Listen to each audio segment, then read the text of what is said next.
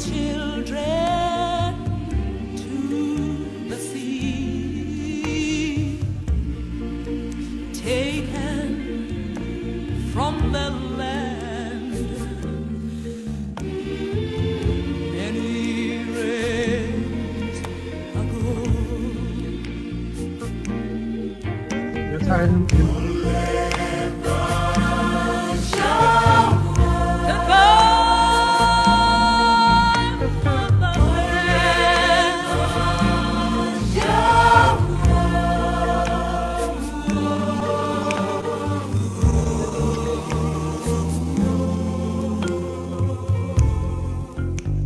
Sing me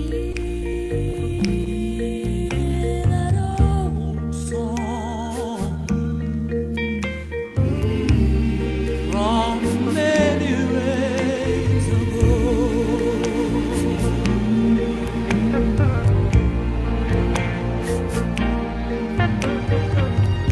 Goodbye, motherland.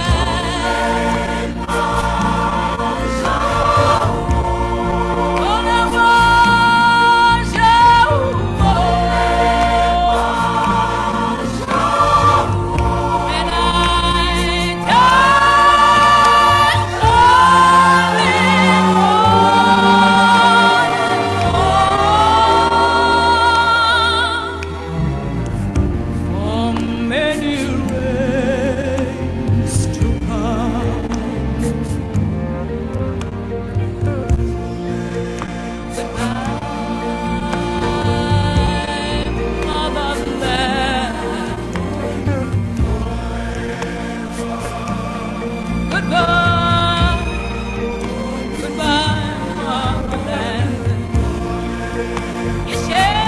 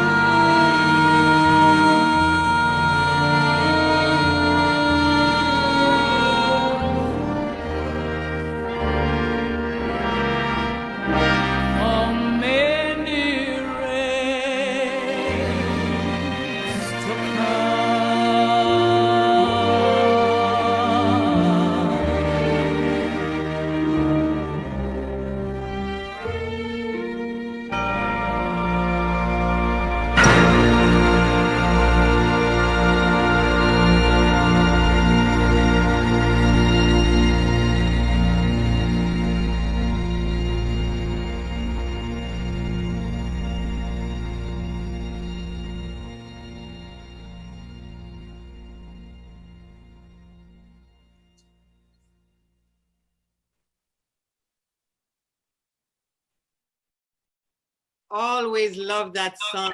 Thank you so much.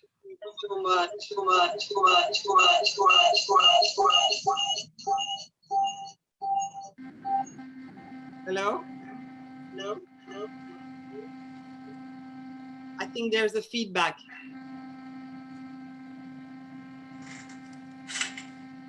Good evening, everyone. Welcome to the Free Haiti Now Forum, hosted by CPAN, the Caribbean Pan-African Network, an umbrella body of regional civil society organizations linked to the Diaspora Initiative of the African Union, and the ESCTP, the Emancipation Support Committee of Trinidad and Tobago. Yesterday was Haiti's Flag Day, and it is now Haitian Heritage Month in the US. which celebrates the many contributions of Haiti to the United States and to the world in general. This year, however, Haitians are not able to celebrate these major dates on their calendar because of the catastrophic situation which prevails in their homeland. Instead, they have been marching all over the world to demand an end to the destructive foreign interference in Haiti's affairs, which, while violating the Vienna Convention, works to maintain Haiti in poverty, food insecurity, and violence, subverts the will of the Haitian people, and keeps them disenfranchised from choosing their own leaders, keeps them subjected to daily violations of their human and civil rights, repressed by decades of unjustified UN military occupations, and the brutal, corrupt, and incompetent governments they impose. It is, however, most fitting that this panel discussion on Haiti should be hosted by the Caribbean Pan-African Network, because this fight is not just about Haiti. This is a global struggle for true emancipation, and Haiti is just the emblem of this struggle. We as the human species have now reached the age of racial reckoning, where after 530 years of white supremacy, which has terrorized the entire planet, the time has come when the sleeping giant of Africa has awoken, and it has been prophesied that when that happens, the world will tremble. We have to elevate the discourse and take a bird's eye view rather than being myopic about our analysis of the Haitian situation.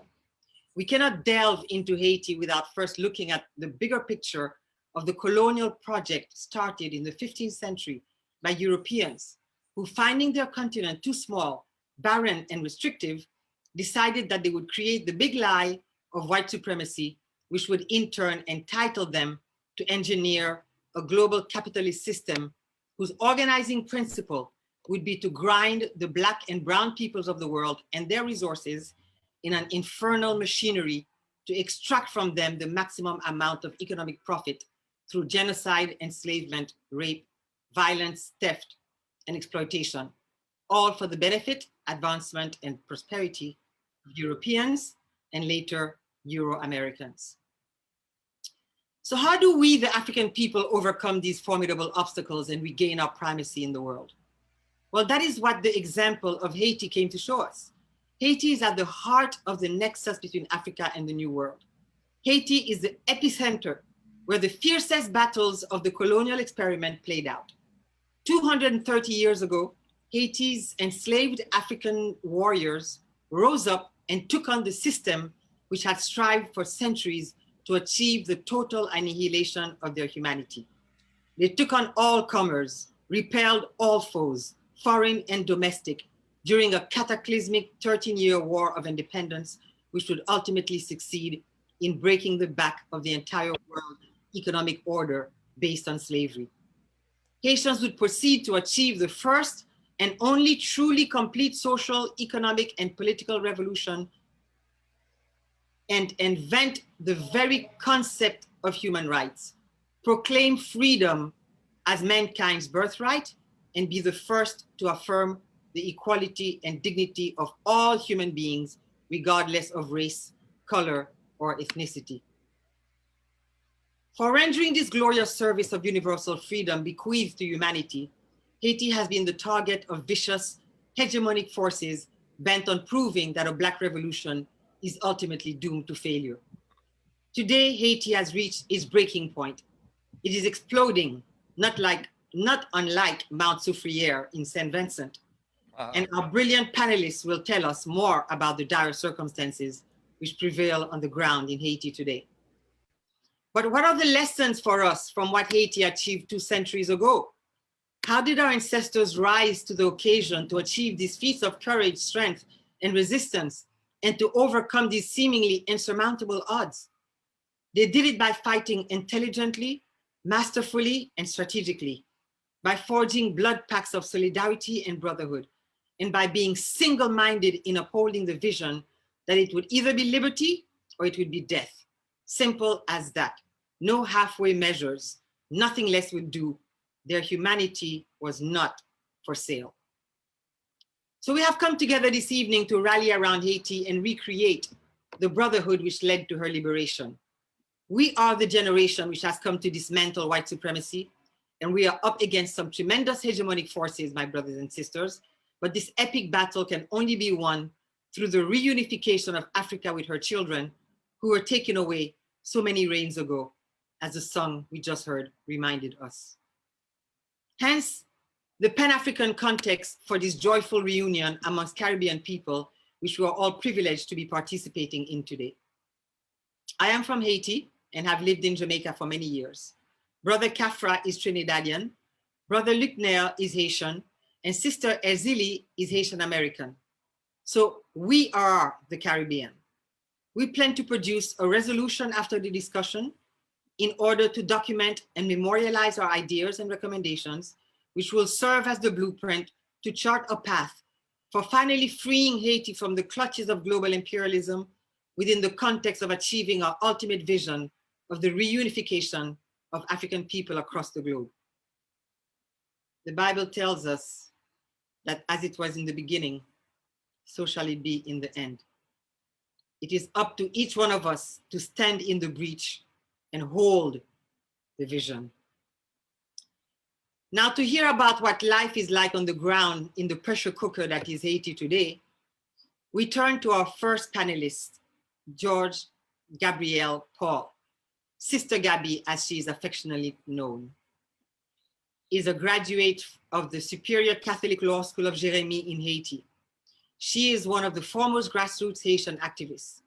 She is the founder and president of the Julia and Jade Foundation, which works with women to reinforce their capacity to do for themselves and their communities, and with farmers who produce organic beans, corn, etc. The foundation also runs the Haitian African Restoration World Academy, which aims to educate children in a way that is relevant to their experience and is rooted in Haitian history and culture. She's also a co-host of a radio show called Génération Debout, which means standing generation. Thank you for joining us from Haiti, Sister Gabby. Thank you so much, Mirta. Thank you to everyone, and especially to the Caribbean Pan-African Network to invite me to this panel tonight. It's an honor for me to be with you. Like you said, I'm Georges Gabrielle. I'm from Jérémie, and about 6 hours from Port-au-Prince. So yeah, I'm gonna share with you my feelings and the way people think in Haiti. Most of us, of course, living in the situation right now.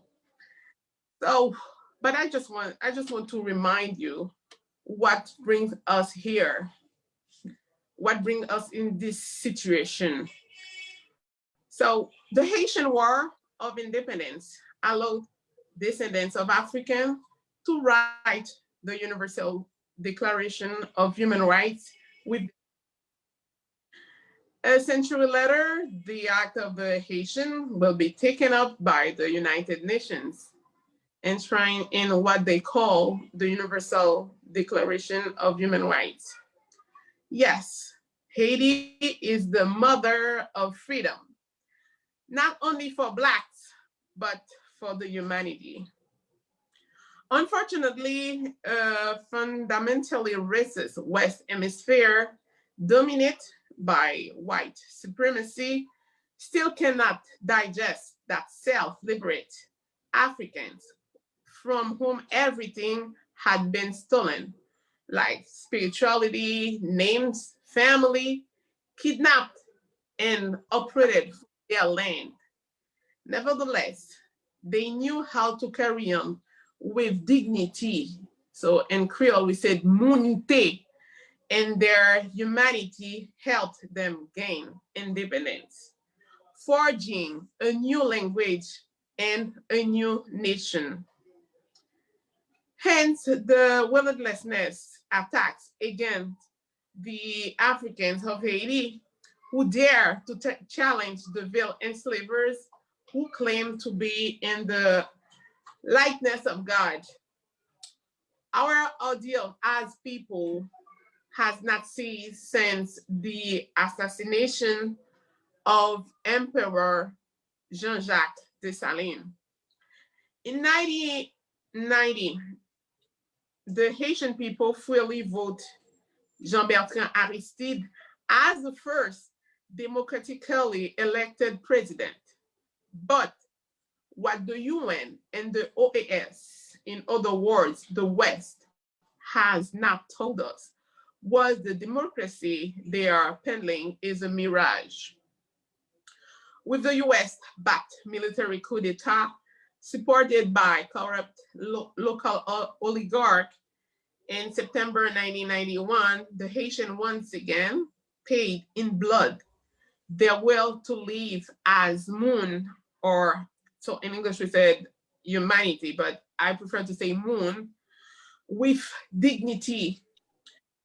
In the 2011 scam election, Martelly came in 5th place after the first round. However, Mrs. Hillary Clinton, the UN and OAS pressured the Electoral Council to place him in second and eventually to come up on top. This same fraudulently selected Martelly imposed upon us his own puppet, Jovenel Moïse. Of course, they enjoy strong support from the imperialist forces that like calling itself the international community. Indeed, long before his so-called election, Jovenel was indicted by the court for his suspected involvement in money laundering. Despite everything, he was named president. The Petro-Caribe case was a moment for the Haitian to realize, of course, why, with the support of the Court of Audit report, how enormous the plot against the Haitian nation is. The name of Jovenel Moïse, whose term ended on February 7, 2020, has been cited 69 times for his involvement in the spring of this by Venezuela to the Haitian government for the well-being of the Haitian people. About 4.2 billion went missing. Since then, the Haitian people have kept calling to accountability to the corrupt rulers who are shelled by their equally corrupt masters in the West. They advocate in words for democracy and the fight against corruption, but refuse to hear the voice of the Haitian people. Gangs have been federated with the blessing of the international community. Crime, massacres have been committed against the Haitian people. Our imperialist friends say nothing. On the contrary, they look away when again and again it has been reported that this government is in direct collision with the bandit who rape, who steal, who kidnap the people they are supposed to protect. For the rest, for the West, elections constitute democracy. In our country, the election cannot guarantee a solid education, neither healthcare or employment, let alone development. You have to look at things differently. We live in a society where social inequality constitutes the bulwark preventing the Haitian men and women from experiencing a minimum of well-being. Rigged elections, anti-constitutional referendum, and its against the UN will not help us out of our situation. Our message is clear and unambiguous. And I don't think it is too much to ask. Wanting to enjoy our status as moon with dignity and accomplish ourselves for ourselves and for our descendants. Some countries complain about the resurgence of Haitians wanting to settle in their lands illegally, but they forget to tell their citizens that, that they have made hell out of ours. We Asians are human, so it is more than normal that we seek well-being under other skies. And since they do not see us as human, hence their furious, ferocious, ferocious migration policy toward us Haitian. As a woman, Haitian, mother of 2 children, I live the situation of my country in my flesh and in my soul. Not being able to dream, to plan, to have fun, just enjoy life in Haiti because the international community, through its racist policy towards Haiti and its imposed rulers, commits a crime against humanity. When I have to explain to my 7-year-old daughter what rape is, what rape and kidnapping are, and as an activist, I have to tell her that anything can happen to me. This is a crime because we are stealing his or her childhood. Go ask to the people of Bel Air, of La Saline, whose only crime is not to support this brutal puppet government. Unfortunately, many of them, like Franck Moléon, 78 years old, killed on April 1st, 2021.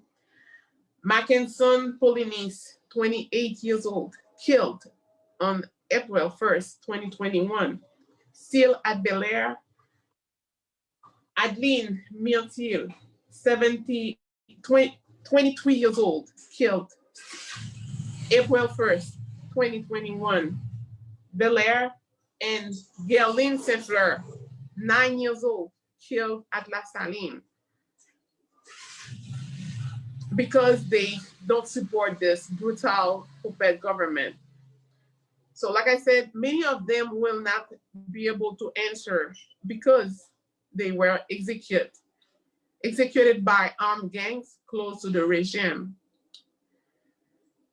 So finally, I know, and my country is doing very badly, but I firmly believe that we will fight to the last drop of our blood so that the land of Haiti returns and remain a land of freedom for the generation to come. The Emperor Jean-Jacques Dessalines understood it, and it said it well during the last fight. He said, quote, "I only want to keep with me the brave, and that those who want to become the slaves of the white again leave the fort, and that those who want to die as free men stay." So that's the way we live in Haiti. Actually, we are fighting for ourselves and for our children and the generation to come. So thank you, everyone. Thank you, Sister Gabby, for this very comprehensive picture of the Haitian history and the Haitian situation.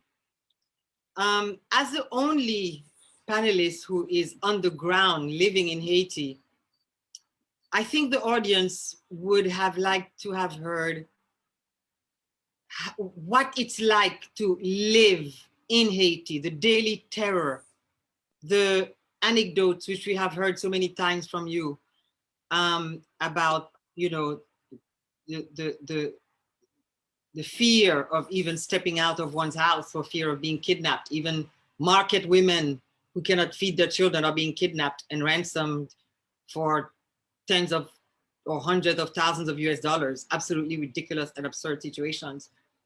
Children cannot go to school. Everything is locked down. Everything is closed. You're afraid to go to the supermarket because, you know, you might catch a stray bullet. Those kind of very frightening and from the ground from the grassroots situation in Haiti. So maybe in your closing comments, you can give us, you know, more of a kind of, you know, And so that people can, because that is really what the issue is. The issue is that life is hell in Haiti for the Haitian people. People cannot leave their houses. People are afraid to go send their children to school, to go out to the market. People are just living in fear. The house is on fire, and we need to feel it in our bones, just like you said. You are so grassroots activists who feels like I said, because the gangs are federated. And I don't know if you saw that video or that that video from M6 and in France. So and about Haiti, the situation that's and especially for people living in Port-au-Prince, because I'm living in 6 hours from Port-au-Prince. Even I'm far, but it's still I have family in Port-au-Prince, and the situation is starting to become, you know, difficult in the region too, because we got people, they got guns, we got gangs here too. So they start slowly but surely in the regions. And actually where I live in Gandance Department, so people, they can't even go farming because they got people, they got gangs there with their guns, and they stealing things from them, their, you know, their farm. They took everything they had planned. They took their animals like chicken, like goat, like whatever they have there. So they are destroying the basic, you know, so they can use to live decently. Even they are not living even decently, what I said. So the thing they are using to pay children fees for the school, to eat, to send them to university. So the gangs, that's the tools, what else, if I can call it like this, the government is using to create fear, you know, in a community, to make sure they can do whatever they want, like especially if they want to organize that so-called referendum or elections. Because if you turn on a radio in Haiti every morning, you're gonna realize you're gonna hear the same thing over and over. Like I said, when I say the same thing, it's kidnapping, killing.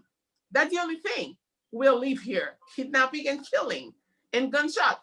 So that's the way the government, and I can say with the blessing of the international community, organize themselves to make sure the Haitian people can live in hell. And 2 weeks ago, I got someone. She is a friend of mine, one of my friends. She has his son. Her son was kidnapped, and they asked $300,000 US. So how? I don't know how a family in Haiti gonna get that money from, because even you have friends or family in the States, in Canada, in France, even they send you the money, the government makes sure they're gonna get you that money in word. And it's not the thing, but they choose how much money they're gonna give you. And if you want to buy dollars, so you have, so an example, if Mianta send me $100 US and I go to the bank to get it, they're gonna give me that dollars for $1, so for 85 words, an example. And so I'm gonna get 8,500. But they know everything, every transaction you are doing in Haiti, important transaction, you're gonna do it in US. So if I want to get that same 100 back, so I have to put, like, they're gonna sell it me to with like about 80 or $90. So I have to add goods on that they give me to get back that 100. So that's the way the government organizes itself to destroy the people in Haiti. And so if so it's not only about corruption, about killing, it's also create fear. So if you create fear in a population, in a community, they're not gonna be able to stand up for themselves because they know you're gonna kill me. And I don't know if you heard about that, because I know they got, the international press did some blackout on what's going on Haiti. But if you heard, sometimes even they kill people, but the body disappear. So it's bring back sometimes to the Duvalier era, where you couldn't even find the body of your beloved husband, dad, brother, to bury him or her properly. So when you create fear, and especially women, because women give life.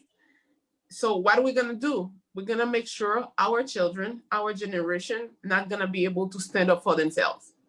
So it's not just crime in Haiti. It's more than that. It's the system, like I said, it's the same thing they use the colon used in Haiti, the slave masters they use in Haiti, and to control the African they put in slave. So that's the same thing they are doing actually with the people when they make sure the gangs control the mass, where the poor area where the mass lives, to make sure they are not gonna protest. They're not gonna say we don't want this, we don't want that, to make sure we're still gonna continue to live. If you want to live or to stay, to be able to provide for your family, so you're gonna keep quiet. Or the other way they offer us, if you want to fight, you're gonna leave the country or you're gonna accept to die for what you believe. So that's Thank you, the Sister way. Gabby. Yes. We will come back to you at the end, and you can maybe make some closing comments. Okay. Thank you very much for your very comprehensive explanation of the situation on the ground in Haiti. Now we move on to Boston to hear from Luckner Bayas. Brother Luckner holds a Master of Science in Structural Engineering.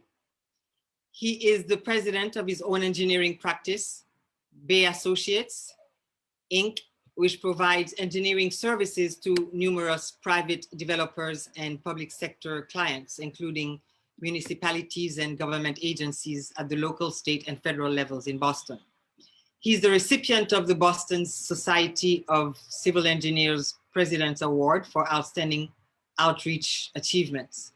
He's an ardent advocate for Haiti, and since the devastating 2010 earthquake, he has written extensively about the reconstruction of his motherland. His 2011 Call of Conscience, The Engineer and His Responsibilities, led to the formation in 2013 of SAIAT, the Congress of Haitian Engineers, Architects, Scientists, and Technologists, an umbrella entity aimed at regrouping all regional Haitian architectural and engineering organizations worldwide to advocate for the same goal and assume their social responsibility towards the rebuilding of Haitian communities. Thank you for joining us, Brother Luckner. Welcome. Thank you, Mirta. My pleasure to be here with the Caribbean Pan-African Network. It's a pleasure for me today to speak with you as a member of the overall African community, worldwide community. Being Haitian myself, from the first Black Republic of the world. We have heard quite a bit of an expose from Gabby about the situation in Haiti, pathetic situation in Haiti. With those details, I would like to add some key element as to why this is happening.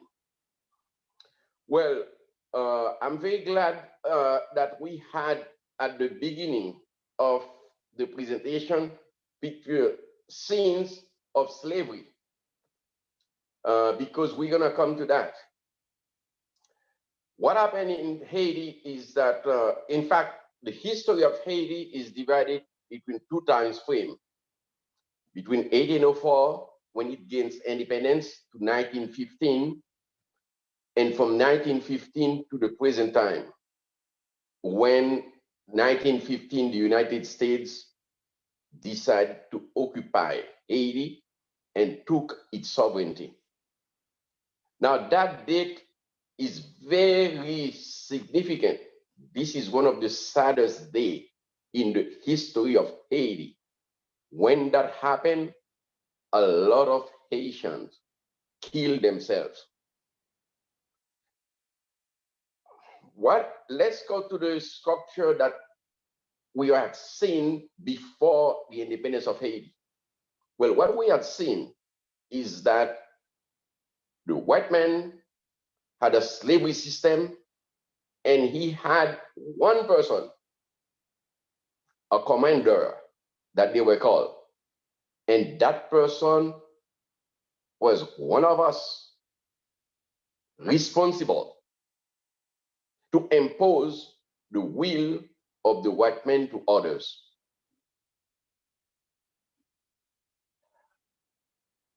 The independence of Haiti was not received or not accepted by many countries. Haiti was quarantined, let's see. It took the US until 1963 to recognize the independence of Haiti. Hello? Yeah. So let me also ask you, what are their products? Hello? Yeah. I think So you meant 1863, brother. 1863. 1863, Right. yes. Mhm. Right. So even after accepting the independence of Haiti, we have seen 63 after independence in 1804. So from 1804 to 1863, so people know it. Yeah. Right. It took them that long to accept the independence of Haiti. Now, even after they accepted the independence of Haiti, we've seen the intrusion of the United States into the internal affairs of the country already, even before 1915, when they officially did it. Immediately that they took over Haiti in 1915, they installed an anti-government, and that government is reflective of what we've seen before 1804. That is taking one of us, put him in power to control the population. The first thing that was done when they occupied Haiti was to change the structure of the country. Haiti was made of many cities, coastal cities, powerful coastal cities. But because of that diversity, it was very difficult to control it. What the United States did was to centralize everything toward Port-au-Prince and to put one man in power. So that's the system that we've seen from 1915 until now. We have seen, I will take just a few examples. 1915, there was a Haitian intellectual who was about to be inaugurated president. Rosalvo Bobo. The United States stepped in and said, no. We want Sud Dakunav. And this is the man who presided during the occupation, who presided over the first oppressive actions against Haitians. It continues all through South Africa, they installed 4 Mulattoes government doing the same thing. Well, there was supposedly some type of a revolution in 1946 by the black majority saying, "Do we target? That's enough." Well, what they did is now they start bringing black conservatives, and that's how you're going to see a president like Magloire taking office and accepting to send Haitians back to Dominican Republic after Rafael Trujillo, just 15 years after Rafael Trujillo committed the biggest massacre in the nation. About what they say, the number was 37,000 Haitians were massacred by Rafael Trujillo, and no one said anything to him. Now, the aggression toward Haiti has been going for years and years because we do this, what we call government is exactly what I described to you, the commandeur system that we had before slavery. It was reinstated after 1915, and that's how you end up with Sugdat, you end up with Magloire, you end up with Duvalier. Some of them are worse than others. When you think about Duvalier, was one of the worst ones. Then his son, everything that he does it under the direction of the master. That's what I want everybody needs to know. The master, he had his people on ground, he had all his spies, and they decide this is what we need to do and send it to the enforcer, meaning the commander, and then he execute. Well, Haitians said, "Oh my God, we fed up with this." In 1986, Haitians said, "This gotta change." A lot of people, let's say million, a lot of people died so that in 1986 there would be a rebirth of the country, that we would not have dictatorship again. And that's how the 1987 Constitution came into fruition in Haiti. And they said, no more of this. Well, that Constitution was only a year old when it was violated by Henri Nafi, again under the direction, because Haitian, they told him Haitians were having too much freedom already. He conducted one of the most massacre during an election. A lot of people get killed. And then he conducted his own election to put Leslie Maniga in power. But when Leslie Maniga, an intellectual, tried to go in a nationalistic approach, he removed him. Again, all these are happening under the direction of the same system that I described to you. Well, from that point on, the Haitians courageously said, again, well, we're gonna put up our government. That's how you had in 1990, the first free election that was organized in Haiti, and the people overwhelmingly expressed themselves. They said, we want Jean-Bertrand Aristide to be in power. Just 7 months after his inauguration, he was given a coup d'etat, again by the military under the direction of the master. So the instability started right there. He was forced into exile. Good. Imagine who's going to return Aristide to power. He had to go outside, make compromise, and once you start making compromise, then you lose the game. That's how he was returned to power, but unfortunately, it was not the same president that Haiti had before he had the coup d'etat. Well, he was still having some sensibility and still trying to go something. And because of that, in 2004, he was given another coup d'etat. Remove him, and then we have Haiti making a shift now to the right, to the far right, where one person was delegated to go to Haiti, I would say one of us, to take over the country and change it. And that's how you have that person, La Tortue. He even went to France to apologize to France because Aristide was asking for reparation for slavery. That didn't sit well to France or the United States. And that was the reason for his removal. Immediately, La Tortue went to France and said, oh, no, we're done with that. No reparation needed. That's what you got when you have a structure, what you call a government, but it's really a system, the same system that you had before slavery. In Haiti, it's not a real government. It's not a government is supposed to be an entity that is there for the well-being of people. We have the complete opposite in Haiti.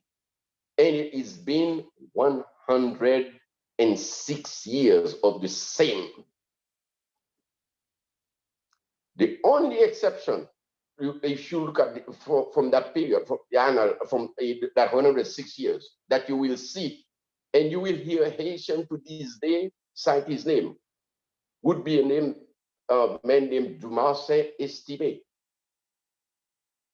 Dumarsais Estimé, I mentioned about the 1946 revolution, where the United States was putting mulattoes after mulattoes in power, and then blacks said, okay, enough is enough. Dumarsais Estimé had came and was making, within 3 years, he was making miracles in Haiti. And guess who removed him from power? Magloire, under, by the request of Master. So what's happening now in Haiti, what Gabby just described, it's been happening for over 100 years, and it will continue to happen. Once Haiti was shifted, as I indicated, back in 2004 to the right, what you see is that you've seen that the white supremacy has really taken over that country now, and said now it's not a question of doing covert. We're gonna do overt operation now. Now it's visible that they have taken over Haiti. You've seen that the biggest US embassy is now in Haiti. You've seen a number of missions in Haiti, and just 3 years ago, they decided to put a UN bureau on top of the presidency of Haiti, openly. And now a woman named Hélène Lalim, who is the former deputy of AFRICOM in Africa. She is the head of BINU. And this is the entity practically that is making the strategy, political strategy and decision for Haiti. And the commander that we have there is there to execute everything that she decides. And that's how you've seen over the last 3 years that a mission that was supposed to be the benefit of Haiti, you've seen what happened, the decline of Haiti from 2018 when BINU came. It first came under MINUSTAH, and then they changed it later to name to BINU. You've seen the deterioration of the society, everything in the society took a deep nose down. Now you have exactly what Gabi is describing: massacre, kidnapping, the dismantle the legislative system. Remember what I said before. They want to deal with one person, a dictator, so that he can execute their orders. They do not want an assembly. They do not want a Congress that will stand on the way and say no, like in 2013, when they tried to get the gold mine of Haiti. There was a company already having a contract signed by the president, the then president Martelly.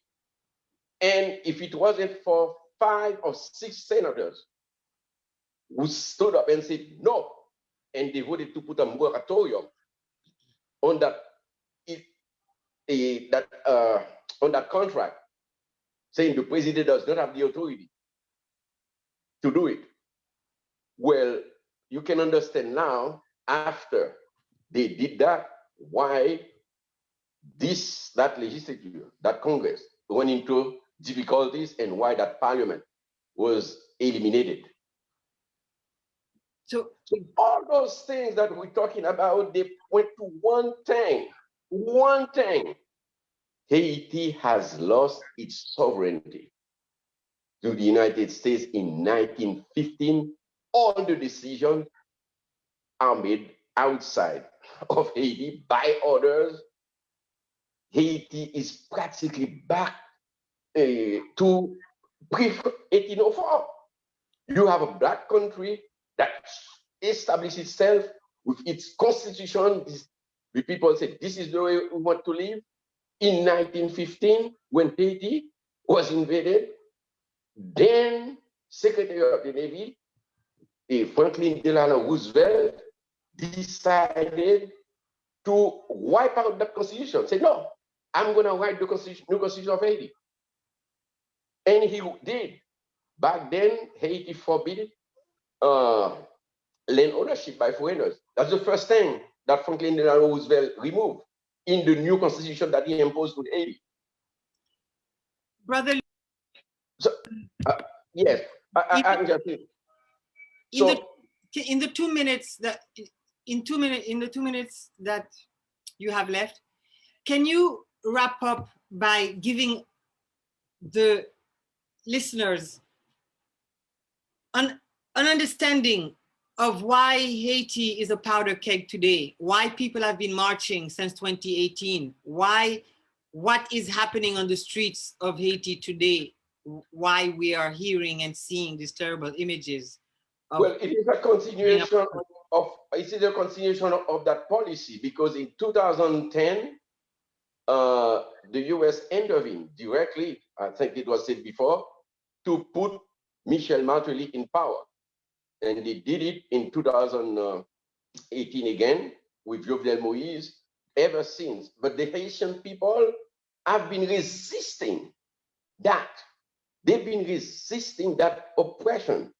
So starting in 2018, because there was so much corruption by that imposed government in money that Venezuela has set up in the Petro-Caribbean account so that Haiti could get itself out of the hole. All that money was scrambled. The people took to the street to protest. But even the protest by the million in the street, nothing ever changed. All to the contrary, they tried to make things more difficult for them by raising the gas price on them. That's how we had the protests in July of 2018, which continues to this day. We have a government that is working against the people of Haiti. That's what it is. And every single thing that you've seen on the ground, as I said, that has been happening is because of that. The international community, the US, France, Canada, let me say, back in 2003, they had held, before they get arrested out, they had a meeting in Canada, in Ottawa, to decide about the fate of Haiti without any Haitian present. They were planning what was going to happen. So this country has been under continuous attack, like Roosevelt said in his doctrine. This black country that had gained its independence to the battlefield, we must maintain a continuous control over it. Because they liberate themselves in the battlefield, they constitute a bad example for the 28 million African Americans that we have here in the United States, in this country. Those things are written. So Haiti was a country before, because it liberated itself, it's considered a bad example. So that's how you've seen the influence, the interference of the United States in the internal affairs of Haiti through the UN, OEA, or other organizations, until Haiti regain its sovereignty, until Haiti gets its sovereignty back so that Haitians can organize themselves.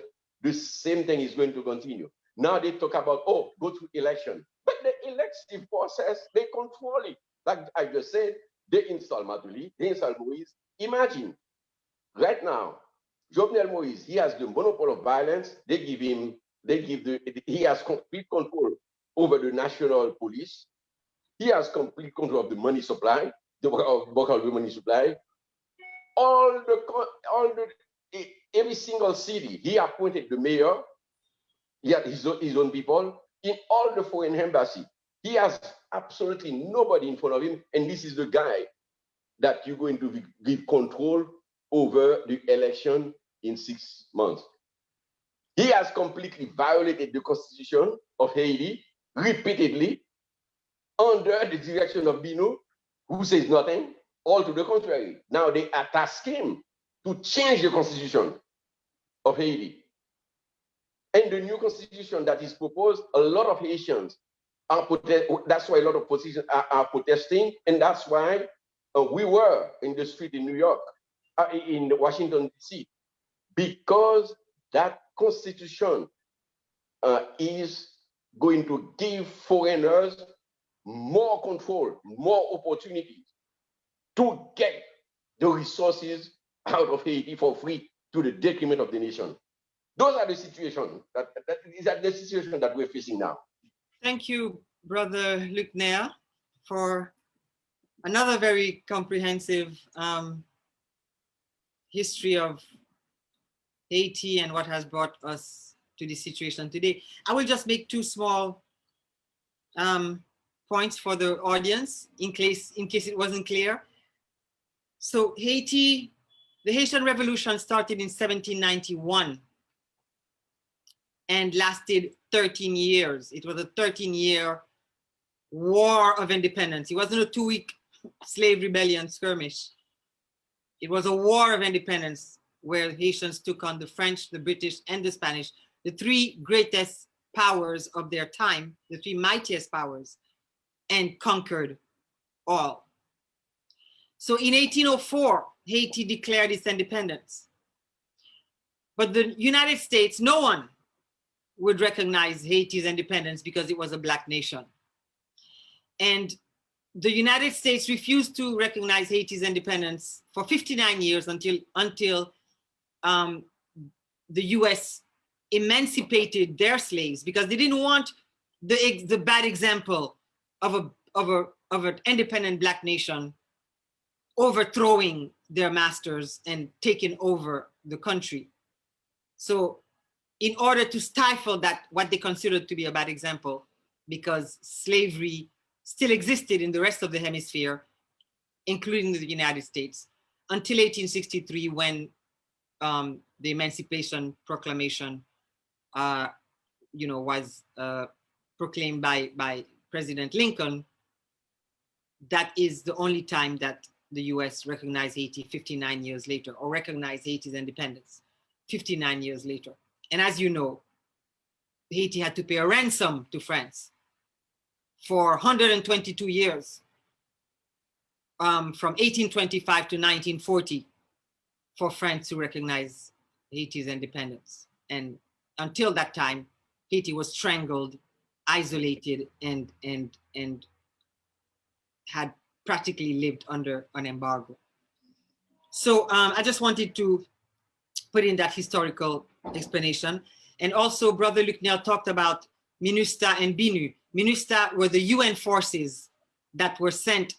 Haiti is the only country in the world that had a UN occupation when it was not at war. Because the UN forces, the blue helmets, as they call them, are supposed to go to countries at war to create, they're supposed to be peacekeeping forces then. And there was no war in Haiti, but they found a pretext to send a peacekeeping force in Haiti, which was a total disaster, which was there for 17 years. And on, you know, one of the few things that they accomplished was to bring cholera to Haiti right after the earthquake. On the same year of the earthquake took place in January 2010, and in October of 2010, the UN the Nepalese forces of the UN, the Nepalese contingent of the UN forces spread cholera in Haiti, which killed, to date, has killed 10,000 people and infected about 1 million. And now they have replaced the MINUSTAH with a new UN office called BINU, which is still carrying out the same imperialist project. Brother Luc Nair was in Washington yesterday marching, because as I was saying at the beginning, Haitians have been marching all over the world. On yesterday, which was Flag Day, instead of celebrating, they marched demanding their freedom. And Brother Luc Nair went to Washington for one of these marches.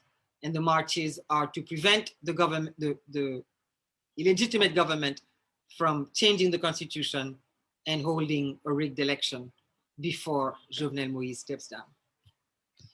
So thank you, Brother Luc Nair. We'll come back to you for closing comments at the end. Now we travel to Los Angeles to hear from Erzélie Danto. We've been traveling all over the world tonight. Sister Erzélie Danto is a human rights and international law attorney, an award-winning playwright, performance poet, and cultural activist. She was born in Haiti and raised in the US, and is one of the most passionate advocates for Haiti anywhere in the world. She is a Haiti scholar who conducts teachings on Haiti's hidden history, wealth, and revolutionary culture. She's the voice of the Erzélie Network, which publishes and promotes the non-colonial news narrative on Haiti. She's also an attorney who founded the Free Haiti movement in 2004. The Haitian Lawyers Leadership Network in 1994, as well as Zili Designs and Zili Glow, which provides clean water, renewable power, and skills transfer for Haiti. In 2018, she was honored at the Connecticut Women Hall of Fame for her lifetime of justice and cultural advocacy. Welcome, Sister Erzélie. Thank you for joining us. Honor and respect. Thank you so much for having me.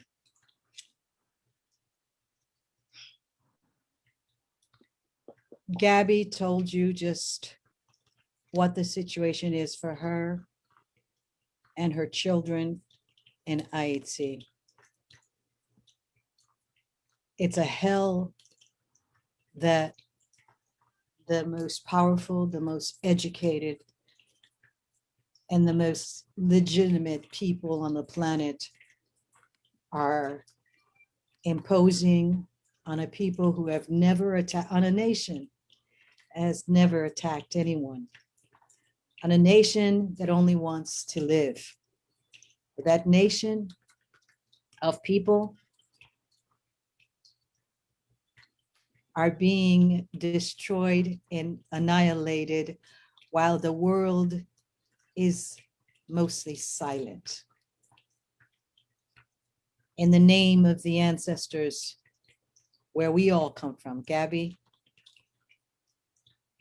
Engineer Luc Nair said something, and I wasn't going to talk about it, but he mentioned it. So he mentioned Philippe Dactunave, the colonial puppet of 1915, between 1915 and 1934, that was the first US occupation. And in that occupation, the Marines literally brought Haiti back to enslavement. But the point that I'm going to cover with regards to Philippe Dactunave is the United States today, and this second occupation, covered up by their control oppositions at the UN, the OAS, and CARICOM, these organizations who want to tell Haitians that they have to go to elections. I have a few messages directly. One for the Haitians. I want to speak to the Haitian immigrants in the Caribbean. I speak to the Haitians who are suffering in Chile, Brazil, the ones right now who, because of the hell that the core group of butchers made up of led by the United States and the ambassador of the United States, her name, this white woman's name is Michelle Sisson. And as I do this all of the time, as I run the Free Haiti movement, we curse her and her children and her family for every pain, for every death, for every sorrow. And the time is here for an accounting, and I say so. We have the United States. It doesn't matter who's at the White House. We have France, our former colonizer. We have Spain, who runs the nation next to us, who we beat in the revolution. We have Germany, Brazil. These are the butchers of Haiti today. And I speak to the constituencies of those nations. You may not know what your nation is doing in your name. And when you see this tape, someday you will see it. If you don't, your children will see it. France, Canada, the United States, Spain, Brazil, Germany. And then there's 3 multinational organizations. These butchers are the UN,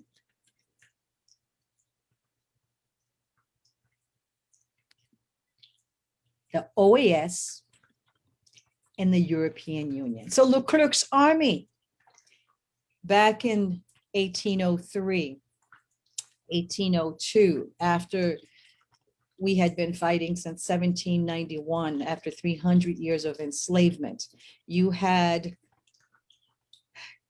Rochambeau, the general who was like a chien enragé, satanic white man, who was the first to put people in a space and gas them in the manner that Hitler later did to the Jews. We were the first ones they gassed. Haitians were the first ones the United States put on Guantanamo, where they now put what they call terrorists. Haïtiens, devant tout ça, nous pas weyo. Devant tout ça qui est plus grand que nous, moi dis nous Guinée posé. Moi dis nous gen tout ça nous besoin. Rentrer en dedans nous. I say to all Haitians, you are the most hated people in the Caribbean, all over the Caribbean, in the Bahamas. They just ram your boats and drown you. In September of 2019, the whole of Abaco, in an area where Haitians were, they don't even know how many, tens of thousands died. There was no Haitian government to go provide relief. Who knows what happened to those Haitians in Abaco? The Dominican Republic denationalized Haitians going back to 1937 under the presidency of Biden and Obama, made apartheid legal. They said nothing. So we are alone, Haitian. We have always been alone fighting this fight. People to people, we go to the conscious ones. And we know that They are not that many. So I speak to the Haitian today, right now, to your spirit who are dying at the moment. There is a Haitian boat capsizing and Haitians are drowning. It's been happening my whole life. I speak to the Haitians who are in the crowded neighborhoods of Cité Soleil. We don't own, manufacture guns. Somebody gave those guns to Barbecue and his G9 gangs. They want us to be like Jamaica. You see, why do they do this to us? Because Haitians continue to fight. From one generation to the other, we fight. So you have Michel Sisson, the ambassador to Haiti, and the whole core group of butchers. They act like they're neutral party, you see? And the sad part about it is educated Black men at CARICOM act like the United States and the core group are neutral parties. So they parrot what they say to us. And so here's my message to the core group. Here's my message to Frederica Wilson and Jean Modestine, who yesterday in an op-ed are begging Biden to send a US envoy to Haiti to negotiate with the stakeholders, Jovenel, and supposedly the opposition.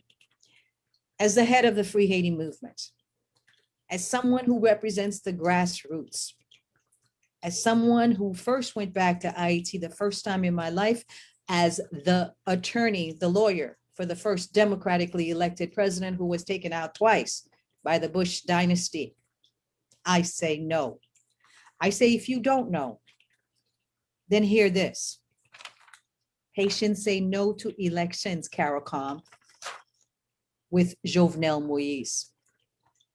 Haitians say no to elections, Frederica Wilson, and the elected control opposition Haitians in America. We do not need any more international interference coming to Haiti. You have watched us die. That's what you've done.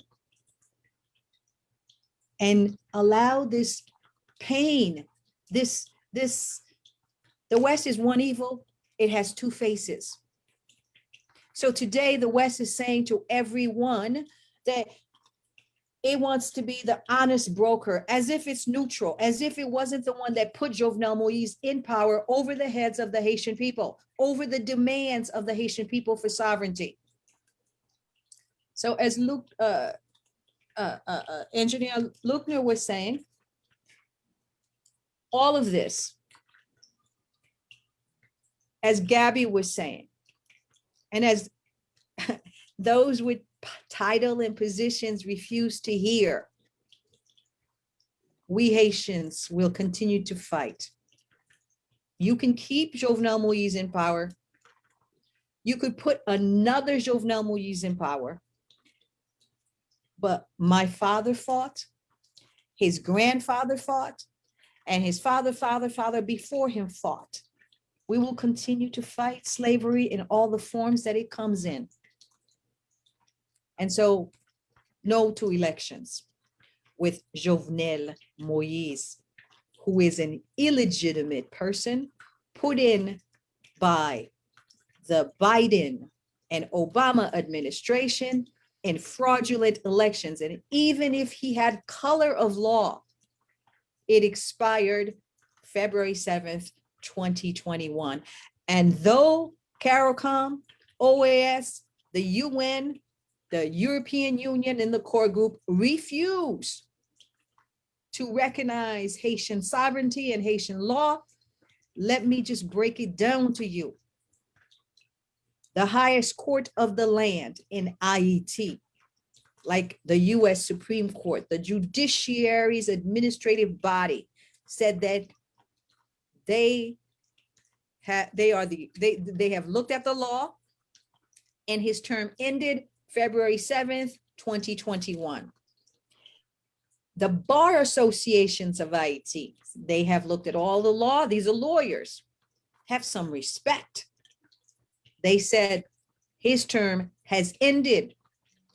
3 American schools and universities, Harvard, one of them, have looked at the law and said that his term ended February 7th, if he ever had, which we at Free Haiti say, in a country of 12 to 13 million, if you're elected by less than 550 fraudulent votes, you're not legitimate. But let's say 550,000 votes could make you legitimate. His term ended according to the voices of the judiciary in Haiti, even foreigners, 3 major schools in America, and moreover, in the Haitian Constitution, Article 134.2. So what is CARICOM or OAS or the US envoy going to do? If they don't respect our law, they need to get out of our face. There's blood. I have sacrificed all my life. There's blood that has been, just the blood pours for us. So that's no to elections with Jovenel. That's what the people on the streets are saying to you, OAS. So don't bother to come. Don't bring anybody. And as I touch that, let me just say, I want to say, there is one man in the Caribbean who has always and forever stood with us. And I know his, Ralph Gonzalez, we love you in IET. We love your people. And we stand in solidarity with you in this time. I know some groups in New York. I'm from New York, not California. I know some groups in New York right now who are working with relief efforts on your behalf. We thank you for always being the voice for us in the Caribbean. The others, they know who they are. Please don't let any Bahamas person, leading Bahamas person, who is hurting Haitians or Haitian descendants in Abaco, come to tell us to go to elections. We say no to referendum by a man, run by a man who nobody knew before he got elected, who was created by a Antonia Sola consultant, whose profile was created to say that he owned a business, which was a banana farm, which was a lie, doesn't exist. A man who they gave millions and millions of dollars for so that they can create this puppet with no legitimacy, wants to change the highest law of the land. Where is the CARICOM Charter? Where is the UN Charter of Rights? Are we not human? Thank you, Sister Erzili. That was very heartfelt and a thorough explanation of what Haitians are going through. We felt your pain. I would like to I actually had some good news I was going to go through. Did I do 10 minutes? Ooh, I didn't realize that. I think maybe you did more. Okay. We are going to, well, many people have come in after we started, so I would like to welcome the audience again, and the audience on Zoom, as well as the audience on Facebook. Thank you for joining us this afternoon. Yes, sister. I'm going to go to Brother Kafra Kembon, and probably I'll come back to you at the end and see if we can get your good news. So finally, we're going to make a last stop in Trinidad to hear from Kafra Kembon, who needs no introduction. Brother Kafra is an icon of Pan-Africanism since 1970, when he was one of the leaders of the Black Power movement throughout the English-speaking Caribbean. He has been the chairman of the Emancipation Support Committee of Trinidad and Tobago since 1992, and is also the regional coordinator of the Caribbean Pan-African Network, which is hosting this panel discussion, and the Caribbean's permanent representative to ECOSOC, the Economic, Social, and Cultural Council of the African Union. He's an economist and managing director of Kafshara Services, which provides services in field research, data analysis, and human impact assessments for major projects. He is also a human settlements practitioner who has been awarded by the government of Trinidad and Tobago for his work on community development, which has brought positive social and economic changes to his country. Thank you for being with us, Brother Kafra. Welcome. Having me. And let me say to my audience, and some of the things I would say are based on what I've just heard as well from our sister Ezili. But Haiti is one of the Haitian Revolution, I think, is one of the most important, positive, transformational events in modern human history. And it is particularly significant, not only to the people of Haiti, but to Africans all around the world. Africa itself, Africans in the region, etc. And I want to say to Ezili that we have to distinguish between governments and people. It's very important to do so, because often what our governments do not represent what we feel. And sometimes what a lot of us feel, you also have to see how it is shaped by the very enemies of all of us, who are particularly enemies of Haiti, because Haiti, in fact, is the one country that was able to defeat all the most powerful, the three most powerful imperialist European armies of its time. Haiti has never been forgiven for that. And Haiti will only come out of that bind when Haitians succeed in getting the fullest support of Africans, in particular, outside of Haiti, as well as other peoples who understand Haiti, its pain, its contribution to all of humanity, and who have some affinity with its people and what it has achieved. Now, Trinidad and Tobago, as a country,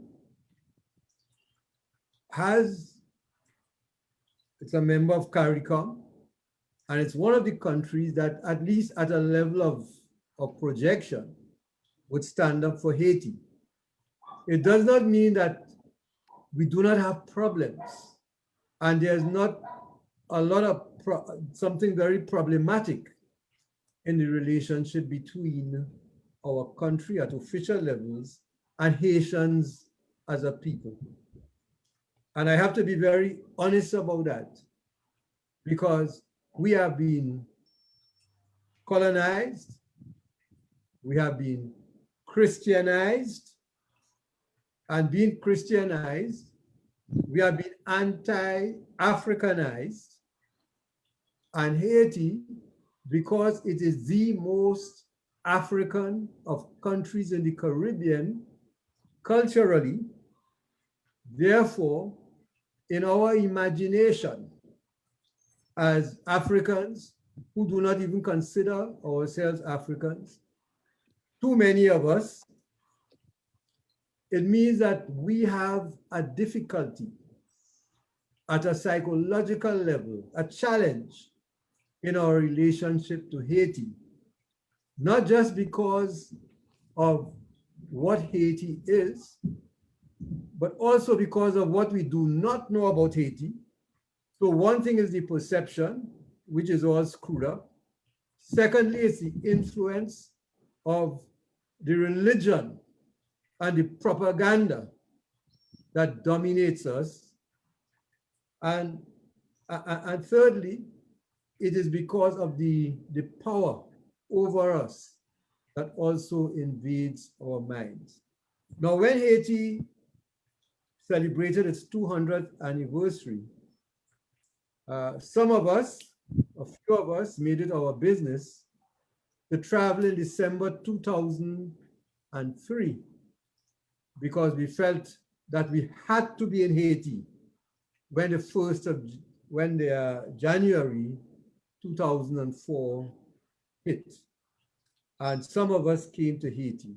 So that was the first time I reached Haiti, had a chance to see for myself what Haiti was like. I had no illusions about Haiti. I knew it was a country under pressure, but like many, many of us, but we are not the ones who have the loudest voices in the region, but there are many of us in the region for whom we see Haiti as a place that should be a place of pilgrimage because of its significance to all of us. At the time, Jean-Bertrand Aristide, one of the few decent, relatively speaking, presidents that Haiti has had, and that was in the 20th century and even coming now into the 21st century. And we all came there with a love for Haiti. But let me say this, because I have to point out what the realities are. A few years ago, when there was that massive earthquake in Haiti, it's something I feel ashamed of, but I have to say it is a reality, and it speaks about one side of how we feel about ourselves as a people. When a number of Haitians were fleeing to many parts of the world because of the devastation, and once they could get out of Haiti, they were escaping Haiti. And there was one young girl, she was a late teen, somewhere 18 or 19 at the time. She landed in the airport at Piarco in Trinidad, and I'm eternally ashamed of this. And I have long been involved in immigration issues, trying to fight for immigrants, whether they come from other parts of the Caribbean or Africa, and are not welcomed in our country by a certain group of immigration officers. And that one Haitian, someone called me, could have been another officer, and told me that she was going to be sent back to Haiti. And this is in the immediate aftermath of the devastating earthquake of 2010, January 2010. And that told me something that I knew theoretically and had experienced in some ways, but still it went beyond what I could have imagined about the psyche of other people in my country, and particularly others who look like me, others who come from the same ethnicity as I do. It is one of the worst experiences I could have had. And it tells you, it rests on a number of things. And Haiti challenges us on all those issues. One, it rests on our negative feelings about ourselves as African people. It is something that we have not overcome, and it is a reality that we deal with every day. We have a very contradictory relationship with self. And within it, you have negative, some negative sides to our sense, our confused sense of ethnic identity. That's one part of it. Secondly, is the strength of the propaganda against Haiti. And one of the things that makes that propaganda have more brutal effects is the fact that people associate Haiti with something that is evil in the Christian imagination. Because when people hear voodoo, it is associated with things like saying, well, somebody put, I don't know, well, in our language, they say somebody put a light on somebody, but anyway, it involves, it has negative connotations. It is what we call Orisha. We have it here too. It is not that it doesn't exist in Trinidad. We call our African religious beliefs, which have survived from our heritage in Africa, we refer to that set of beliefs collectively as Orisha. In Haiti, it is called Vodou. And a lot of the society does have a negative view of things that have a distinct feel of Africa, a distinct African identity that can be seen as African.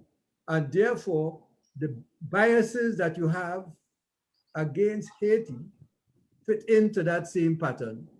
And then with Haiti, you have that constant barrage of negative propaganda, which we are born to learn about Haiti instead of learning about Haiti as the place that liberated us from slavery. Up to now, our education system, up to now, as I'm speaking, our education system does not instill in our children a sense of our debt to Haiti. So Haitians need to understand that we live in an environment that is anti-African, and any entity that is identified with Africanness, because I spoke about that, which was the most extreme situation with one person fleeing that earthquake situation. But constantly, we are fighting battles because Africans from the continent of Africa, Africans from other Caribbean islands and all of that, who try to come to Trinidad and Tobago to better their lives, or because they are trying to get away from some very terrible circumstances in their own countries, we have constant battles on their behalf. It is not just Haiti. Haiti, as I said, was the most extreme example because of the circumstance, but it is part of a pattern that has become ingrained. So I think that all of us who are African people in this society, and I'm talking about regionally, have to understand that kind of relationship that we have with who we are, and it will account for a lot of negative behavior. But we still have to embrace each other. And we have to, those of us who know have to teach, those of us who know have to reach out in a positive spirit to our brothers and sisters who are misled. Because just as you have the negative reactions, you have those of us who, despite all the propaganda, and I've been to Haiti more than once, but the first time, as I said, was to celebrate that anniversary in 2004. But the thing is that let us look at wherever we see even negative things to Haiti, and there are many positive things too, but where we see the negative, let us see as something that we collectively have to root out. and not separate ourselves on the basis of where there are the lack of sensibilities which are real. Those lack of sensibilities, it is about the continent of Africa. It is about Africanness itself. And we try to emphasize to people, one, our debt to Haiti. And this is something that Africans globally, including on the continent of Africa, have to understand. Because Africa was devastated by the slave trade and slavery in Africa itself that became something different under European hegemony. So we as Africans globally have a collective responsibility to bind with each other, to understand each other's pain and circumstances, understand each other's limitations and psychological deprivation that helps to separate us from each other. And those of us who have that consciousness have to build it. And I believe that Haiti can be very central to this. I would say that Haiti has been very central in my own consciousness and that of a number of people that I know.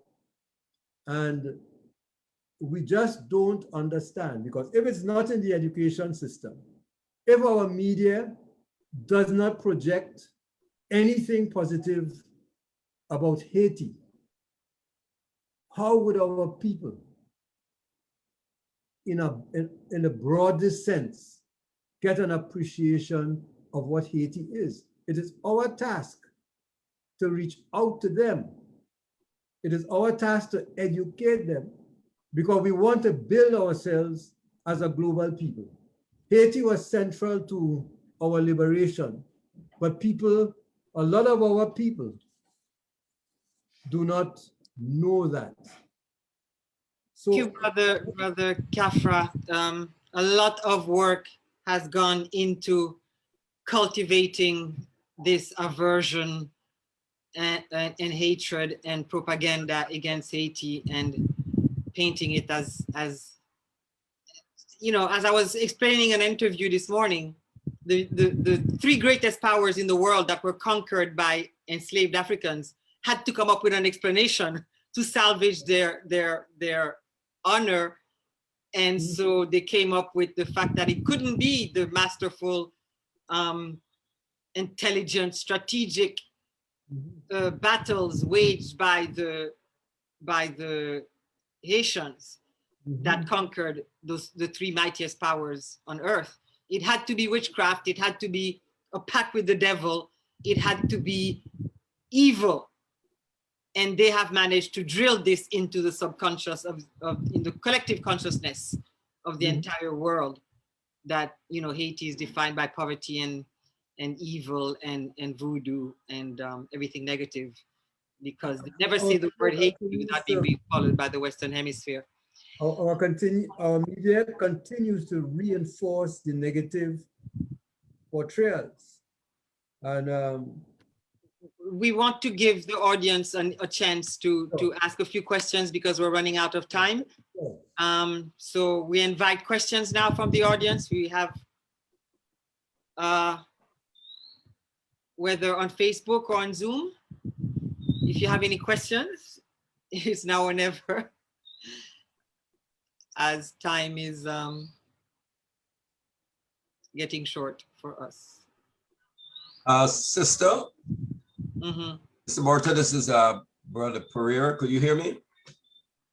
I'm hearing you, but I didn't hear the name. Yeah, from Guyana.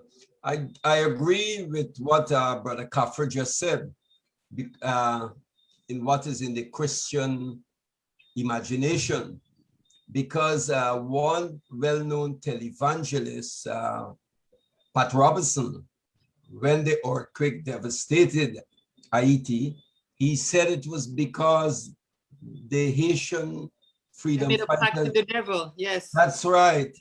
And this is the type. These are the people who keep pushing this false narrative and this white white version of the Christian message. Anyhow, but Kafra's right, and it's very, we can hear elements, and we have people like that who do that who say such things. We have it in the Caribbean, we have those people here in Guyana. We have the type, and as Brother Kafra pointed out, these are contradictory positions, and when it comes in relation to our ethnic identity, this level of confusion, because the impact of the European hegemony through the church, through the mass media, and so continue to perpetuate, they spread, they maintain this erroneous narrative. All right. Thank you, Brother Gerald. Martha? I see. Martha? Yes. Question, please. Yes. From Theo Chambers.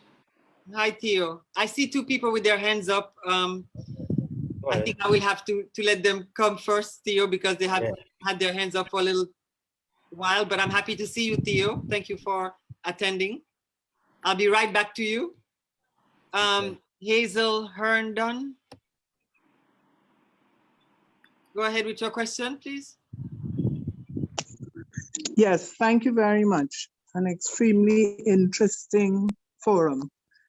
I would like to ask, for my benefit, and I think for the benefit of a number of young people, why is it that the colonial powers so desperately must feel that they must suppress Haiti, even continuing now?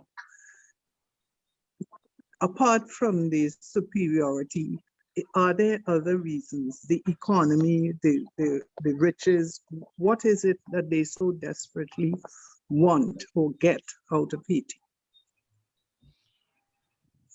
Thank you for the question.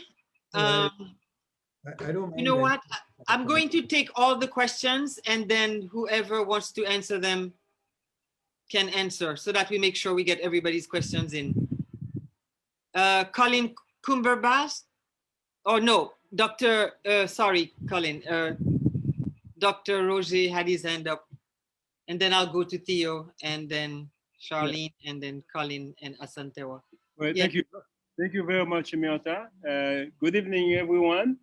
It's a wonderful panel. We have done a wonderful job. Everybody, everyone really stood out in this. I do appreciate it very much. But I do have, I have a question really for Ezili. I very much support what Ezili has said with respect to keeping the UN out, the OAS, Biden, and so on and so forth. Like the main reason being, and that with Haitians, between us Haitians, we should resolve the situation. I think from my standpoint, the reason to keep even CARICOM, also to keep CARICOM out, I think it's, I must say that I've been kind of deceived by the fact that CARICOM has not stood up really for Haiti, because we from the Caribbean, like we suffer as much as all the people in the Caribbean in terms of the poverty and what those commanders or overseers really have done to us. And I had expected the CARICOM to stand out and against really OAS. It's very deceived by OAS, because it's Haiti helped OAS to be, and all the South American countries. Haiti has helped. Of course, we have also the United States with the Haitian general who fought also in Savannah, etc. And my question, but realistically, Ezili, as much as I feel that we Haitians, we should resolve the situation, we should keep Biden, the Biden administration out. But do you think really we can afford not to get some help from the US? because really we would need somebody to take him out. I'm referring to Jovenel Moise. And the other reason that we would need them with the gangs, there is no way by ourselves in Haiti we can control really those gangs. I think we don't have the technology to localize where those people are. And I think we need, this is why I think that we need the people like the US to help us, especially with respect to controlling the gangs. Thank you, Dr. Roger. Okay. All right. So that's my question to you, Ezili. Thank you for your statements and for your question. Right. Theo, go ahead. What I got to say, wow, what a very informative and educational program. At 72 years old, I've been part of the Marcus Garvey movement from I was 13. And I've attended so many great forums just like this one for the last 72 years. And my question is, what is the solution can we focus on? Can we form a mastermind group who only focus on solution? We can regurgitate the history and all the past over and over again, but we must come to that point that we say, now it's action. We need a lobbyist group. We need a small group that have no fear, whose job is to just lobby, market, and find solution to the Haiti problem. And I would love to find out, do we have one? How can we deal with it? And it's time for us to take action, just like the big boys are doing. Thank you.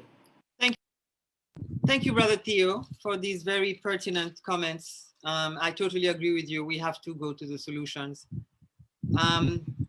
Colin Cumberbatch. Yes, thank you very much. I think I concur with everybody. This has been a tremendous evening. The amount of knowledge that has been disseminated here. I think what the question I really had, Theo posed the question just now, in terms of where do we go from here? How do we go forward? I fully understand that education with our youth is going to be a serious part of that, because once our youth begin to support most of what was said this evening, I think we would be on the way. And I also want to, somebody posed the question about why is it that Haiti seems to be constantly, when people have the feet on the neck of Haitian people. And I would say that is easily understandable, because the example that Haiti has set for the rest of the Caribbean in relation to emancipation, liberation, etc. The example I could also give is Marcus Garvey. Every single year, not every single change of presidency, there has been a body put in place to seek pardon for him. And it's never going to happen. We see Cuba, we see Venezuela in the region. And they're never ever going to give up on these people because of the example that they would set in terms of liberation strategy and where we can go as a people. I thank you very much. Thank you. Did you have a question? Yes, well, my question was just basically, how do we go forward from here? And I think Theo posed the question quite succinctly. How do I, in Antigua here, and I say coordinator for the Pan-African Federalist Movement, and a member of CPAN, and a member of GAC, and as a Rastafarian, how do my energies then from here forward? Thank you very much. Sister Charlene, go ahead with your question.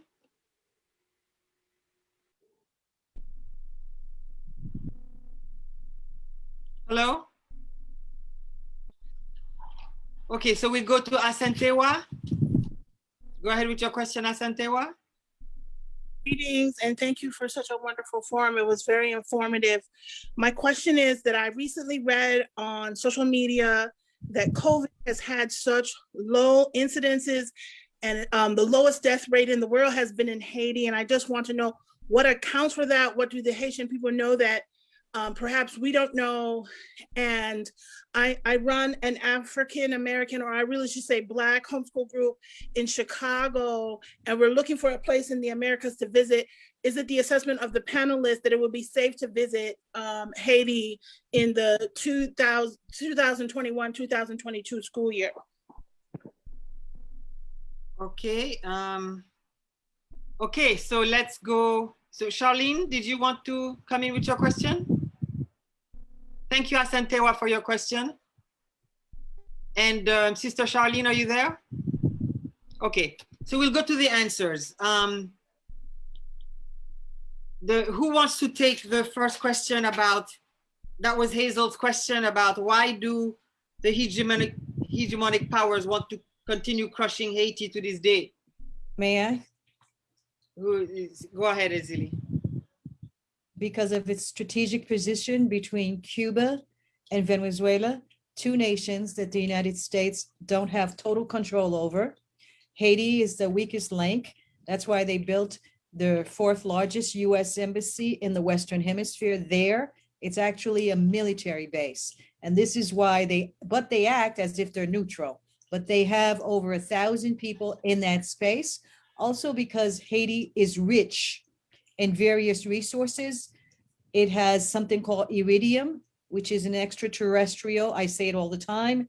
It's it's what they use to go out of space. It's heat resistant. We've had mountains of it, and under cover of doing these elections and under cover of these 17 years of the UN being there, they are carting it out. We also, our geologists say that the head of the oil of Venezuela, which has the largest cache, is in the waters of Haiti. And then we have the gold belt, of course, you know, after the earthquake, we saw that Hillary Clinton and her brood were divvying it up. So it's because of our resources, our strategic position, our culture. Obviously, all of you have talked about that we are the only nation after almost 1,200 years of Arab enslavement and then 300 years of European enslavement that said no and brought it a whole new moral high ground to the world, which puts people over profit. They have to come after us for that. Thank you for that very thorough response, Sister Azili. Okay, so now we go to Roger's question. No, that's Dr. Roger, right. Can we afford not to get help from the US to get rid of Jovenel Moïse and the gangs? Who wants to take that question? I'm going first, Emiata, because I'm living here. So that's what it seems like, you know, it seems someone came to your house, kill your wife or your husband, and after that said, okay, and you heal it for some reason, he just keep you alive, okay? And you ask the same, and that person said to you, or you ask him if he wants to cook for you. So that's the same thing. If we think US gonna help us to control or to neutralize the gang, they are the one who, you know, who create them, we can say it like this, because the Haiti, we're not, you know, actually we have an embargo on guns, you know. So the where those gangs get their guns, how they get here, and when we know they control everything, the customs, everything. So how you gonna ask someone who actually is the one who create chaos in your country to help you to secure your house? So I think for me, living here, so is not the greatest idea we can have. We can still continue to have them to discuss, but to think they're gonna bring, or they're gonna resolve our problem with gangs. It's like, I think we just give us we're just gonna still have the same problem coming over and over. Thank you very much, Sister Gabby, for that response. I can speak now if I may. Go ahead. I had to change devices, please forgive me. I believe that we can win small battles while we plan the great strategy of all strategies to bring down white supremacy. But small battles like I'm just receiving a report coming in right now from Ogle Airport in Guyana that 20 Haitians are being deported as we speak. I've just noticed Danuta Radze come on the call, and she called me with trembling in her voice. And right now, as I speak to you, I'm trembling because I am pretty sure that those people have legal passports, valid passports, and valid tickets. I'm pretty sure. But this has now been a new trend in Guyana since 2017 to just lock up Haitians coming in. And there's a small Haitian support group in Guyana that is always running to the rescue. And I'm thinking that this behavior of people in the Caribbean is compounding the fear on the ground in Haiti. And I believe that Caribbean governments are to be held criminally responsible for the treatment, the discrimination against Haitian people. And this is CARICOM's call that Sister Azili just spoke of, and we don't hear from them. I would like to see that Caribbean governments are held criminally responsible for the treatment of Haitians on the ground in the Caribbean, which is causing an increase in the fear on the ground in Haiti. There is a direct connection between those things. Thank you, Sister Charlene. And we have discussed going to the CCJ with the question of the discrimination against Haitians in the region and their inability to enjoy the free movement of persons, as CARICOM says. And we already have a petition, Sister Anne, and if we can all imagine that those people now turning back to board a plane, if we can all imagine that they were really our family, our brothers and sisters, yes, and what they don't want to be sent back to. We will deal with the question as we have been dealing for the past few months with all the other cases, but we have to go to the CCJ. It has to be a comprehensive solution. And while we're on the subject of solutions, we have to take the two very interesting and very important questions from Theo and Colin about what is the solution? Who can give us the blueprint for the solution to wrest Haiti from the clutch of the hegemonic powers and put it on the path to freedom? Anyone wants to tackle that one? Lukner, did you want to say something before I say anything? Yes, the solution is very clear.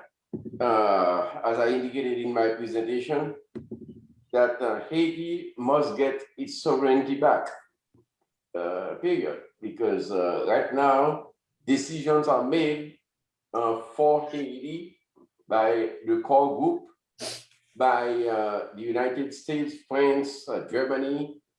Imagine all those powers at some point in time that Haiti was contradictory to their policies. They are the ones now forming themselves into a group and deciding for Haiti. And as I indicated before in my presentation, we know what kind of system they establish. They put a commander to respond to them, to their desiderata. So the solution to that is very clear. The Caribbean community, for instance, must understand, and the African, overall African community must understand that the Haitian court, High Court, state that Jovenel Moïse terms end on February 7, 2021. This man should have been out of office. But the belligerency of the entities that I just mentioned here, the United Nations, the OAS, the United States, they extended his mandate to another year. They said no. So they make it themselves the interpreter of the Haitian Constitution, throwing away what the Haitian Code decided. Where in the world have we ever seen this happen? This is the kind of interference we're talking about. It's happening in the open. So but this is the kind of support, blood support, immediate. The solution is to put pressure upon the incident to say, hey, wait a minute. Respect the Haitian Constitution. No referendum. Haitians now need support from CARICOM, from the Caribbean community, from the African community. All the African countries must stand up to the Haitians, must stand up to those entities and say, no, you're not going to change the Constitution of Haiti. You must respect the decision by the High Court of Haiti. You cannot apply those belligerent acts toward Haiti. So we need, the solution is that we need support from all the countries in the Caribbean, the African Union, etc., in order to solve this issue. Otherwise, as long as the oppression continues, the problem will not be solved. So Haiti must, in other words, Haiti must get its sovereignty back. Thank you. Thank you, Brother Luckner. And Just add something quickly. yes, go ahead, Brother Kafra. Because is that we have to see Haiti, you know, a number of things we have to get across to the people of our region and to those in the African continent. And one of them is the fact that it's not just the historical, we have all said that, we know that consciousness, but people also relate to the material and the recognition that Haiti's contribution to our development is not just the psychological and so on, but also seeing it from a material point of view. The integration of Haiti, given the resources that Haiti has, which were well outlined by Sister Zili, the integration of Haiti into the region, CARICOM, African Union, and all that adds to the material resources that we Africans as a people have. So that is important, just as the psychological is important. And the thing is that those of us who are citizens within CARICOM really have to build a people's movement that agitates our governments. We can't just write them off, because governments, in fact, do have an influence that we don't have by demonstrating on the streets. And we do have to really lobby our governments, and it calls for education of our people about Haiti to be able to build that lobby. So all of us who are activists have a role to play in focusing on that and building that mass consciousness about Haiti, so we could influence our governments and through all the little political ways that we can. So Thank you, Brother Kafra. Go ahead, Ezili. yes. So anyways, all of you know that I run the Free Haiti movement, and we do teach-ins about Haitian culture. And at those teach-ins, we teach this, that only Haitians can save Haiti, that the imperialists who created the problem exacerbate the problem and bring in the billionaires of the Caribbean to maintain this domination, the Syrio-Lebanese, the Bijou-Merv families, who you will never hear about, who own 98% of Haiti's wealth and have access to all the economic doors. And the people are left. Here are the good news and the solution. One of the questioners asked, this was my first good news, Haiti has one of the lowest rate of COVID in the world. This is a country without infrastructure. This is a country without medical anything. And the reason that no one will tell you about, but as as a cultural activist, and as someone who knows what Haiti is, it is the sun. That's what saved us from cholera and the depopulation agenda. We pour libation for the ancestors and also their herbal medicine. We pour libation for the fact that we should be, this is what we say. We should be an agricultural people, self-reliance, that's it. I say this to the entire Black world. Grow a mango, grow something and eat it. You have the land, use it. There's no reason why you go to their wage jobs. This is what we say. Jean-Jacques Dessalines, our founding father, he said that every Haitian should have a skill. A skill. Those of you who have finished school in Haiti, you can use a computer and be employed anywhere on the planet right now because there is a decentralization and these are opportunities for us. We are spiritual people and therefore we understand the cosmos. We were on this planet before anything else, before Chichirui, before all of it. And because of that, we have a connection to the biosphere. That is the connection that I say when I say Guinée-Posé, Haïtien, Guinée-Posé. They are bringing to us these guns, these perversions. Monsieur, this guy, this money launderer, he just made pedophilia legal, saying that, and who did he do this for? He did this for his bosses, certainly not for Haitians, right? So I have been in court with regards to charity workers and what they do to us, because it's fake charity, as you all know. So for me, the answers are very simple. During the Haitian Revolution, we didn't have money, we didn't have media, we didn't have money, media, and military. That's what we don't have, and that's what we need in order to have a revolution, obviously. And this is what I say to Haitiens. They brought it all to you. They already brought it all to you.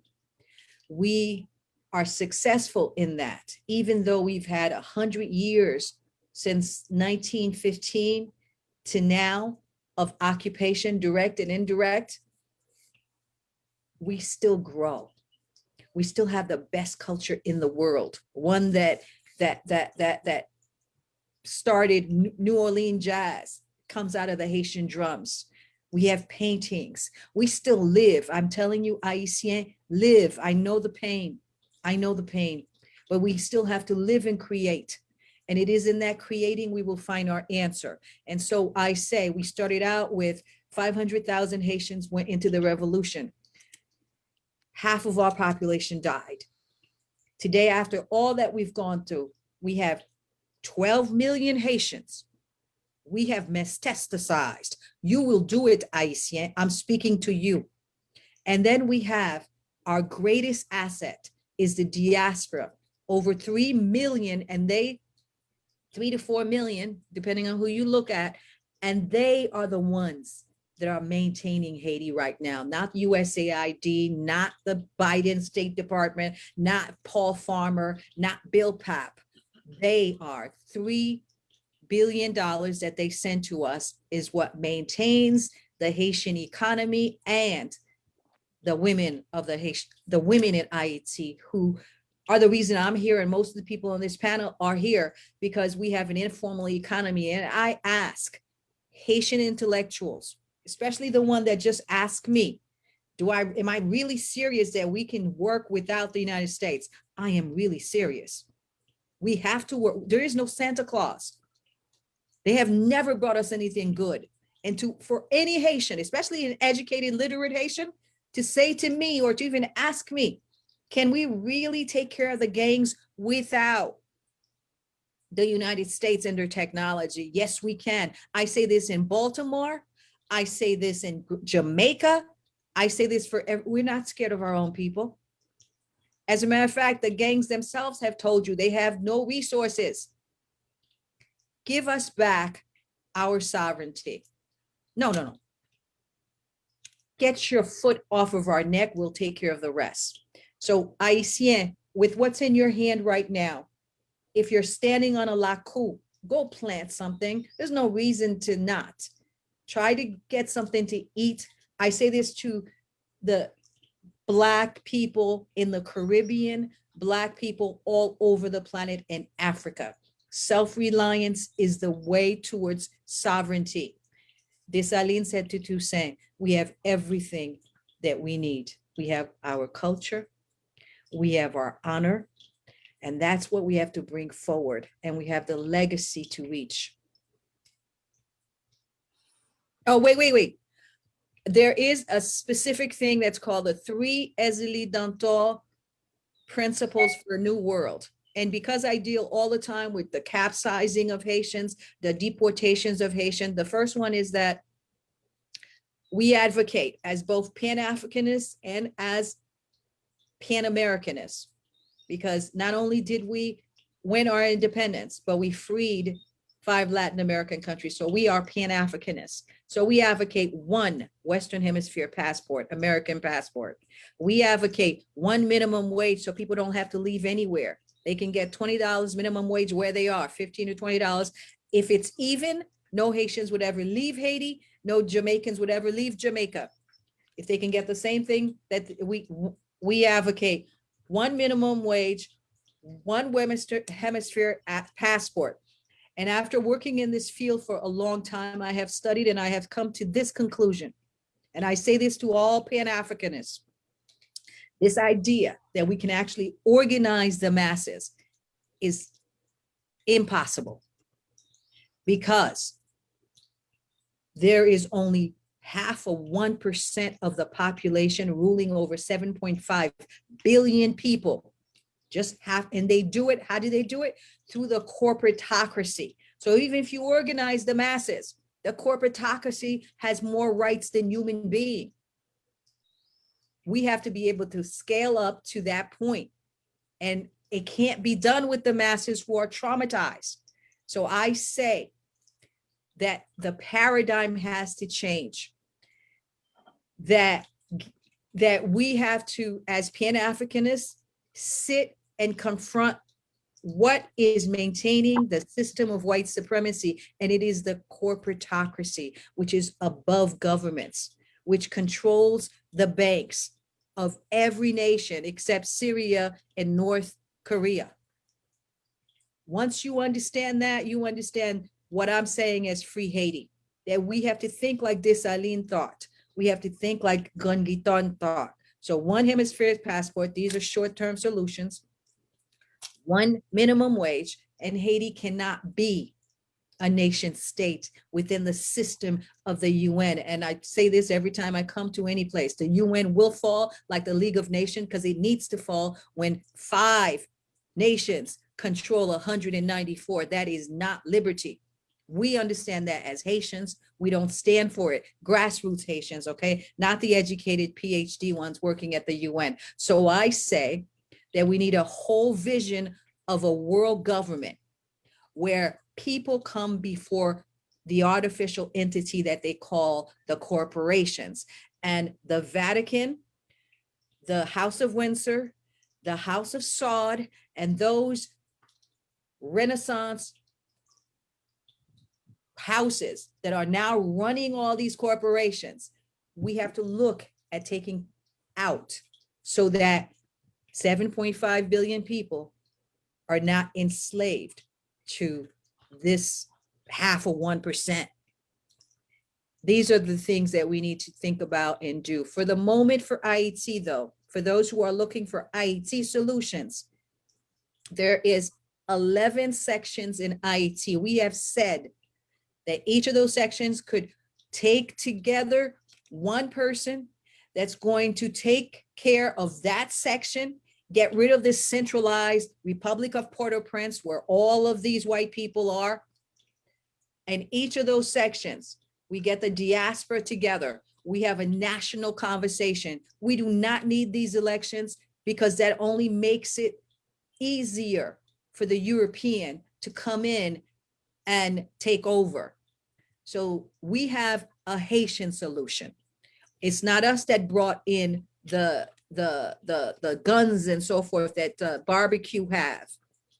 It is the United States and Canada that trained a militarized police that kills us. And then when that doesn't work, they fly in American white mercenaries to shoot the demonstrators in the head.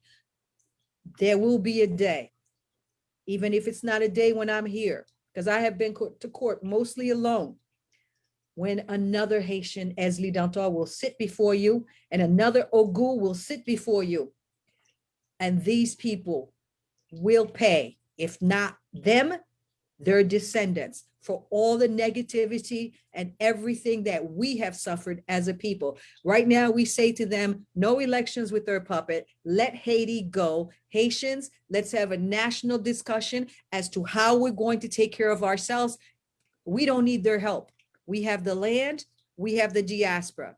Thank you. Thank you, Sister Erzili. I think that Theo and Colin, you got a very thorough response as to solutions to wrest Haiti from the hands of the imperialists.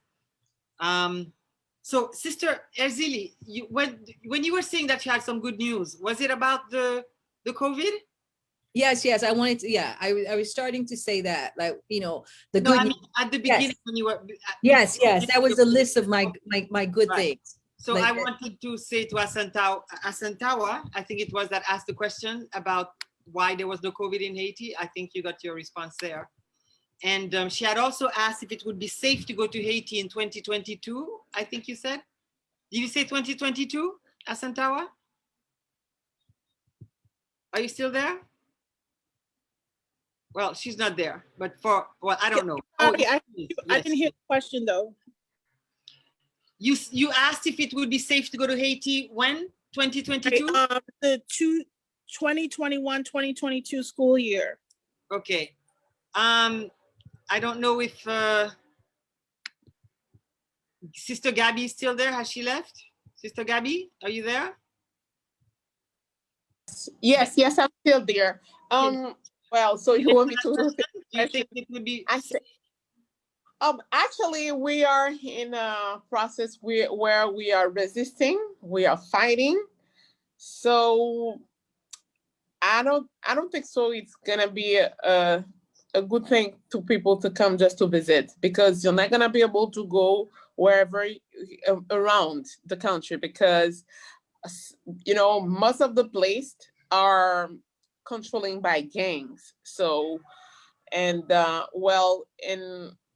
and actually the government want to organize, so it's not the so-called government, because the Jovenel Moïse mandate end at February 7, 2021. So, but he kidnapped our Palais National, and with the blessing with the international community and the gangs and the corrupt oligarch in Haiti. So we are ready to fight that referendum. The community, the international community already prepared for us, because they are organized themselves to take over the country through that referendum. And so I'm not sure the 2021 is a good. Yes, I would agree, because Asantewa, I would advise that you wait until Jovenel Moïse is out of the picture. Yes, because we have to deal with that. Yeah, so. Because he's supposed to leave officially on the 7th of February, 2022. The country might blow up before that, we don't know. So I think it's better to wait until next year to make an assessment. Okay, so just one last point. Erzili was talking about the remittances that the Haitian diaspora sends. There's 4 million members of the diaspora in the US alone. And in 2020, during the year of COVID, remittances went up to $3.8 billion, which is more than Haitians have ever sent back home. And 30% of Haiti's GDP consists of remittances. So the Haitian diaspora really is the backbone of the Haitian economy. Okay, so we're going to wrap up because we've gone over time. Thank you to, I'm going to allow, I think Colin had asked a question about education. Did you ask a question about education, Colin? No, I was saying that I Or guess you that, just- that's the ultimate procedure. That we are woefully lacking in the Yes. Caribbean in relation to Africa, particularly the Haitian history, Caribbean history. And all of us are in the process of trying to get it instituted into the school system. And I think it would go a really long way. You know, Okay. I really, really want to thank everyone here. I take the opportunity to thank everyone here, particularly Empress Easily, because I tell you the honest truth, I've been following her for quite a while. And if we used to have things like social media police, I would probably get charged for stalking. So I just I wish everybody all the best. Give thanks and praise. You are guide and protect. Well, thank you to our panelists, Kafra Kemban, Ezili Danto, Luc-Ner Bayas, and Georges Gabriel. Hello? And hello? With Miata, could I add something? Yes. To the explanation of I'd like to say this to the question of Dr. Jean-Charles, that any assistance now from outside forces to resolve the problem in Haiti will contribute more toward undermining the sovereignty of the country. Based on what I've heard, the information that's come to me is that the people in Haiti, the government, the whole government system, now knowing that they have the backing, as I indicated before, of the international community, particularly the United States, they feel that they can do anything they want. Their spiritual leader, Mr. Mateli, had himself said during his presidency, as long as he has the support of the big guns, he doesn't have to worry about Haitian legislators, deputy. Nobody can talk to him because he said he has the backing of the big guns. Those are his words. So in other words, as long as Sister Ezeli just said, we just want the US to remove his foot from our neck, get it out of neck so that we can breathe, so that we can take care of it. And immediately, I can say that right now, immediately tonight, the United States stop supporting this corrupted government. All those bandits will run scared. They will drop their arms, whatever weapons they have, they will drop them and flee out of the country. So the solution is for the core group, United States, France, Canada, all the other countries right now to stop supporting that corrupted government. And Mirta, you just mentioned that you understand that he officially is going to leave on February 20th. Then he should not have been there. His mandate ends on February 7th. No, I know that. No, I know that, but I'm just saying that he didn't leave when he was supposed to on the 7th of February, and he claims that he will leave next year on the 7th of February. So I was just giving Asentewa that information. Right. That this is the official date that he says that he will leave. That's not even on the table. All those countries, the United Nations, the OIS, the US State Department, who claim that his mandate expired on February 7, 2022, they violate the principle of the Vienna Convention.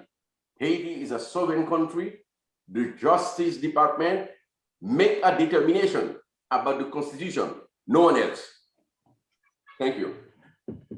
Thank you, Brother Luc-Ner.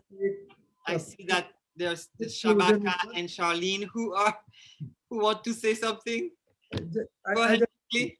Yes, hello, Shabaka here. Good evening, everyone. Good evening. I'm listening to a very interesting conversation, and I think we forget, and I don't know if it's for political reasons or radical reasons, that we are existing within a decade of people of African descent as declared by the UN. And whether they are friend or foe, where do we place Haiti in that context? By the year 2024, what do we want to achieve? Where would we like to see the African diaspora, where Haiti is? Is there going to, will Haiti be a headquarters for something that is progressive? So we can all go to that place and acknowledge it. Will we raise it up? Will we get back the monies that we paid to France? What declarations we ourselves have to make in acquiring some reprieve for our ancestors, for our heritage as African people? Well, that's my concern. And I don't think we discussed that well enough. And I don't know, and then 2024 will go and maybe we will get some reparation. I know there are things on the agenda, reparation, getting rid of the debt. We have, but it's trickery. If we don't achieve just one or two things, the AU, I think, is another great achievement, and we should try and work in line with these developments to put Haiti in the place that Haiti rightly deserves. I mean, Haiti has better history than Cuba, and there's greater respect in the Caribbean for Cuba as a people than we have for Haiti. Thank you. Well, some Haiti-loving Caribbean scholars and activists sit on the Decade of African Descent committees. So I think maybe we should send a petition to them or put that question to them. What are they doing about the case of Haiti? Yes, Charlene. Maybe they're not as Haiti-loving as they would lead us to believe.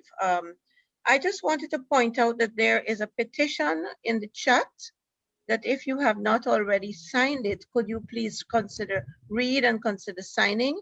And also to point out that on Friday, May 21st at 7 p.m., Dr. Kimani Nihusi is the guest speaker at Pan-Africanism is alive and well, organize, unite, and agitate worldwide. And this is organized. I'm looking at my poster right now, trying to figure out who organized it. But they're going to be discussing the issue of reparations. And that is why I raised it here. I can't post a flyer, but I could send it to Sister Merta and she can share it.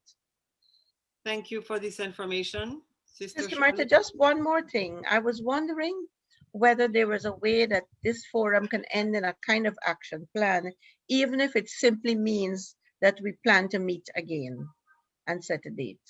I don't know, but I don't like how so many of these forums end in a conversation and then we're left to wonder what is the movement forward.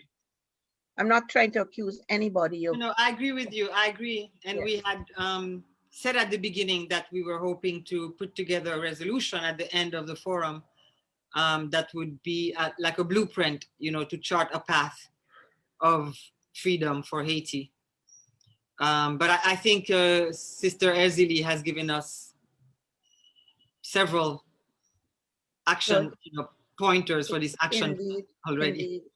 But maybe they could be circulated again, and we have to stop living on white people time. Every time we hold these forums, we said 2 hours, 3 hours, whatever. And I mean, Mandela said in his childhood, he remembers village meetings beginning at sunrise and ending at sundown in his autobiography. What started at sunrise and ended at sundown? Village meetings. Oh, That's what he remembers in his autobiography. Well, I think Brother Kafra had wanted to say a last word. Yes, very, very quickly, is that we have to really build lobbies, and fora like this is one part of it, but people on the ground in all the different areas where you have African people have to build specific Haiti lobbies. You know, in the United States, you have so many African Americans, and most of the things, well, I am not based there, I don't know what's happening there, but you hardly ever hear everything that comes out of from African American sources. You see very little mention of Haiti, and there isn't a specific African American lobby that is making waves that are sufficiently loud about Haiti that we can hear. I believe if we all cooperate with each other, those who are based in the US, form a strong or build one if it's strong if it already exists, a Haiti lobby. In CARICOM, certainly I know that the Caribbean Pan-African Network, which we are a part of, we can build Haiti lobby in the Caribbean. And I'm saying that following this, we are going to put a specific on making that an important part of our agenda, building that lobby. And I mean a non-governmental lobby, of course, which will try to push, not will try to push, will push the governments of CARICOM to take a stronger stand. And we also have to get the African Union. And the African Union, I think at a leadership level, there are people quite favorable to the question of Haiti. And we can work with the African Union as well towards building strong lobby in Haiti is concerned. And I think this UN decade gives us a good psychological entry point into trying to build these lobbies. But I think building these lobbies among our people, first and foremost, if others join, but I think that's critical to the whole situation.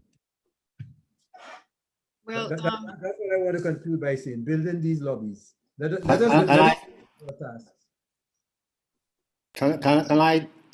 Can I just say one thing for a second? yes, go ahead. I would like to volunteer to build one of the most sophisticated e-commerce website for Haiti, so we can start to market and promote all the Haitian painting, craft, and so forth, so they can start to generate money directly to their pocket with your permission. That sounds like a wonderful idea, Brother Theo. Yes, let's talk about it. Let's put a plan together. Well, you know I've been talking about this for a long time, but I'm ready. So whenever you're all ready, just let me know.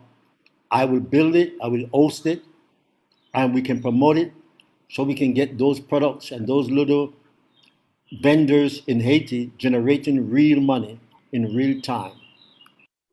Okay.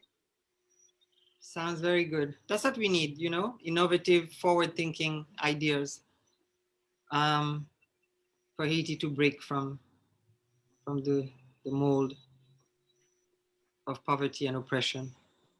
Thank you, Brother Theo, for those great ideas. Shanzira? Shanzira? Greetings, everyone. I really desire to just echo what has been shared. First and foremost, the Free Haiti movement has been in place. So there has been movement. We're very grateful for this particular forum. The portion I wanted to give some clarity on is something that Elder Baba, Dr. Kafra shared.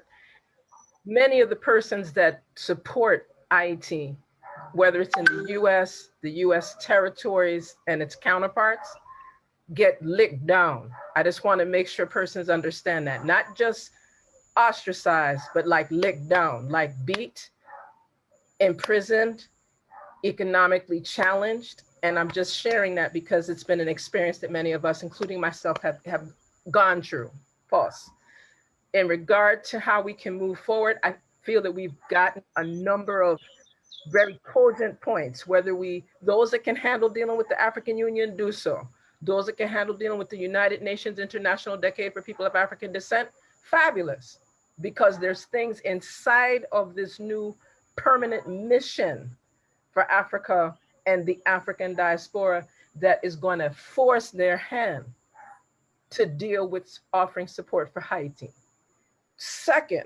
Third, exactly what our illustrious sacred queen, Janto shared with us, the solution already exists for what's happening in Haiti, and they need to be left alone. Like when we say free Haiti, we need to say hands off Haiti too. If America can't be reminded to get gone, then it's going to take all of us in this call, everybody that's listening, everybody that care, to tell America step off. Because there's a way to tell America to step off. We saw what happened beyond Black Lives Matter. We see what happened beyond civil rights movement. We see what happened. And their own demons is coming to root them. What is it? Chickens come home to roost? Licking them off all no, no, no. So that was the fourth point. In regard to what Sister Queen, Mother, my illustrious sister, Charlene, shared with us about the event that's happening on Friday, the 21st.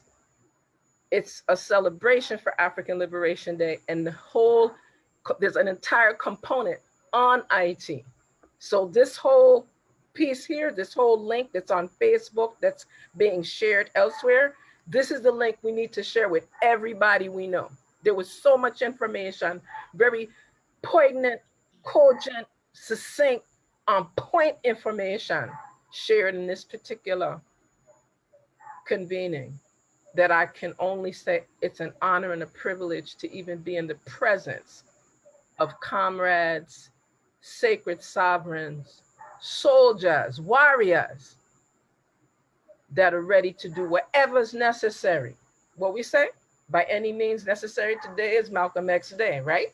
Yes, it By is. any means necessary. We ready to take it up a notch because we free already. We just have to make them know. Scatter, gone. We have to call that up. And all of them youth, all of them gangs that's dead in IT, know your time short. It's not just goat mouth. We made it clear, we're decreeing your time short. Anyone interfering with the freedom of our brothers and sisters in IT, it's done. We have to call it and make it so, in addition to doing what our illustrious honorable elders have shared today. And Brother Theo, you already know, Baba, how we see, because I know you about action. So action, make it so, make it so. Give thanks. Thank you, Sister Shensira, for these rousing, powerful, revolutionary words, which have been very inspiring. Just one last point I wanted to make, that Charlene had said that she didn't like, and I know what she means, you have a forum and everybody talks and then everybody goes home and it's business as usual. But we had discussed at CPEN to have regular meetings and regular panel discussions to discuss the evolution of the situation and continue to fine tune solutions that can be applicable in the Haitian context. And I think his brother Kafra had spoken about that there should be an African-American lobby for Haiti. And I just wanted to mention that Congressman Hakeem Jeffries and Gregory Meeks, who are chairman of the Foreign Relations Committees in the US Congress, had a hearing with Haitian activists, and they sent a letter to President Biden asking him to change his policy in Haiti, stop supporting Jovenel Moïse, not support the referendum and not support the election. Of course, the Moïse government has reacted very viciously and accused them of all kind of, nefarious agendas. But yeah, we were happy to see that these congressmen did step up, and the letter was signed by 68 Congress people, including the Maxine Waters and Federico Wilson and people who have supported Haiti over the years. So thank you so much, everyone, and thank you to all of those who have complimented the forum and the panelists and who have expressed their gratitude for all the words of wisdom which were shared today, and all of the vital information about the history of Haiti and what has brought us to this point and the situation on the ground. So I appreciate your words of thanks and appreciation, and I appreciate your presence and your participation in this forum. And I thank CPEN and ESCTT for hosting the panel discussion. And I thank all of the panelists who have, who made some such brilliant presentations, which informed and inspired at the same time. So thank you all for coming. Thank you very much. Myrta, you have done a wonderful job. Good evening, everyone. Thank you, Dr. Roger. Thank you, Zakia and Renee. Yes, I thank the CPEN team. Thanks to our chair. Zakia and Renee. And pardon? Hello? What did you say? Our chair as well of our session, the chair of our session. In terms of action plan, I just put a link there. The UN has raped many women and they have left some babies. I have a case against the UN. There's a petition. If anybody would care to sign it, I truly appreciate it. Against the UN, asking for the fathers to do DNA testing so that these children could have access to some support, and the poor mothers will not continue to have to deal with these abandoned children and take care of them themselves. So please sign that petition if you have an opportunity. I truly would appreciate it. Okay, thank you, Erzili. We will let you know. We will post the resolution once we have drafted it, and let you know what the action plan is, so that we don't have another talk shop that doesn't resolve anything in our beloved motherland of Haiti. Thank you all for coming. Thank you. I really appreciate your contributions. Thank you, Mia. Thank you. Thank you to Thank you. Thank Thank you for your efforts, Sister Thank you. Myrta. Yeah, super job. Thank you very much, and thank you for your questions and for your interest in the subject matter. I appreciate all the questions and all who attended and participated. And there's been so many comments in the chat, which we have not had a chance to read, but so many comments of support and love for Haiti. And that also is very much appreciated. Thank you to all for the wonderful messages in the chat. Thank you, Myrta, for doing such a good job. I really appreciate the invitation. Thank you. You did a very good job. Thank you, Sister Shariza, for always showing up for IET. I want to say that. Thank you so much. She always shows up. Yes. Thank you. Thank you all. Love you all. Love you too, Myrta. Love you.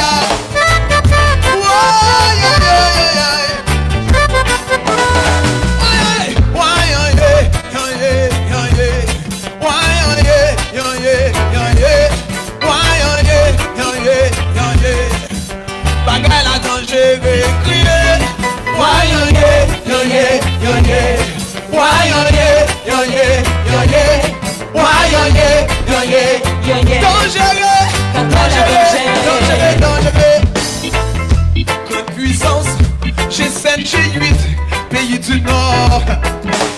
Moi je viens vers vous avec des paroles du Sud, une mélodie de misère, une guitare importée. Je viens vous parler, sans vouloir vous offenser. On me dit que ça va de crise en crise, et que la nature fait son petit showbiz. Ça va mal, oui ça va mal. Ça va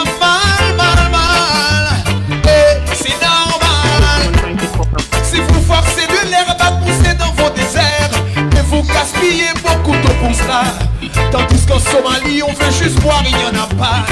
Ah, ah, ah. Si vous avez des bombes et des armes nucléaires, et vous dépensez énormément d'argent pour cela, tandis qu'en Haïti, on veut manger, il n'y en a pas. Ah, ah, ah.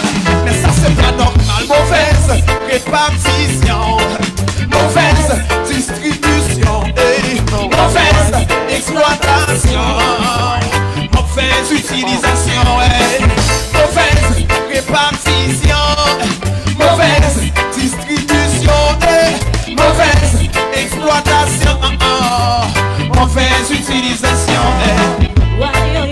superpuissance, pays du Nord. Moi je viens vers vous avec une réflexion du Sud, et je suis fils d'esclave venu d'Afrique. Mon père a sans doute travaillé pour vous aider à progresser. On me dit que ça devient inquiétant. On parle de réchauffement, de volcan, de tremblement. Ça va mal. Oui, ça va mal. Ça va mal, mal, mal. Et c'est normal. Si vous fouillez le sous-sol à la recherche du pétrole que vous utilisez pour crever la couche d'ozone, ainsi de bas en haut, vous faites de la démago. Vous vous vantez d'avoir exploré de planètes sous prétexte de résoudre les problèmes de l'univers, tandis que la faim et des épidémies tuent des gens sur terre. C'est anormal. Mauvaise répartition, mauvaise distribution, mauvaise exploitation, mauvaise utilisation, mauvaise répartition, mauvaise distribution, mauvaise exploitation, mauvaise utilisation.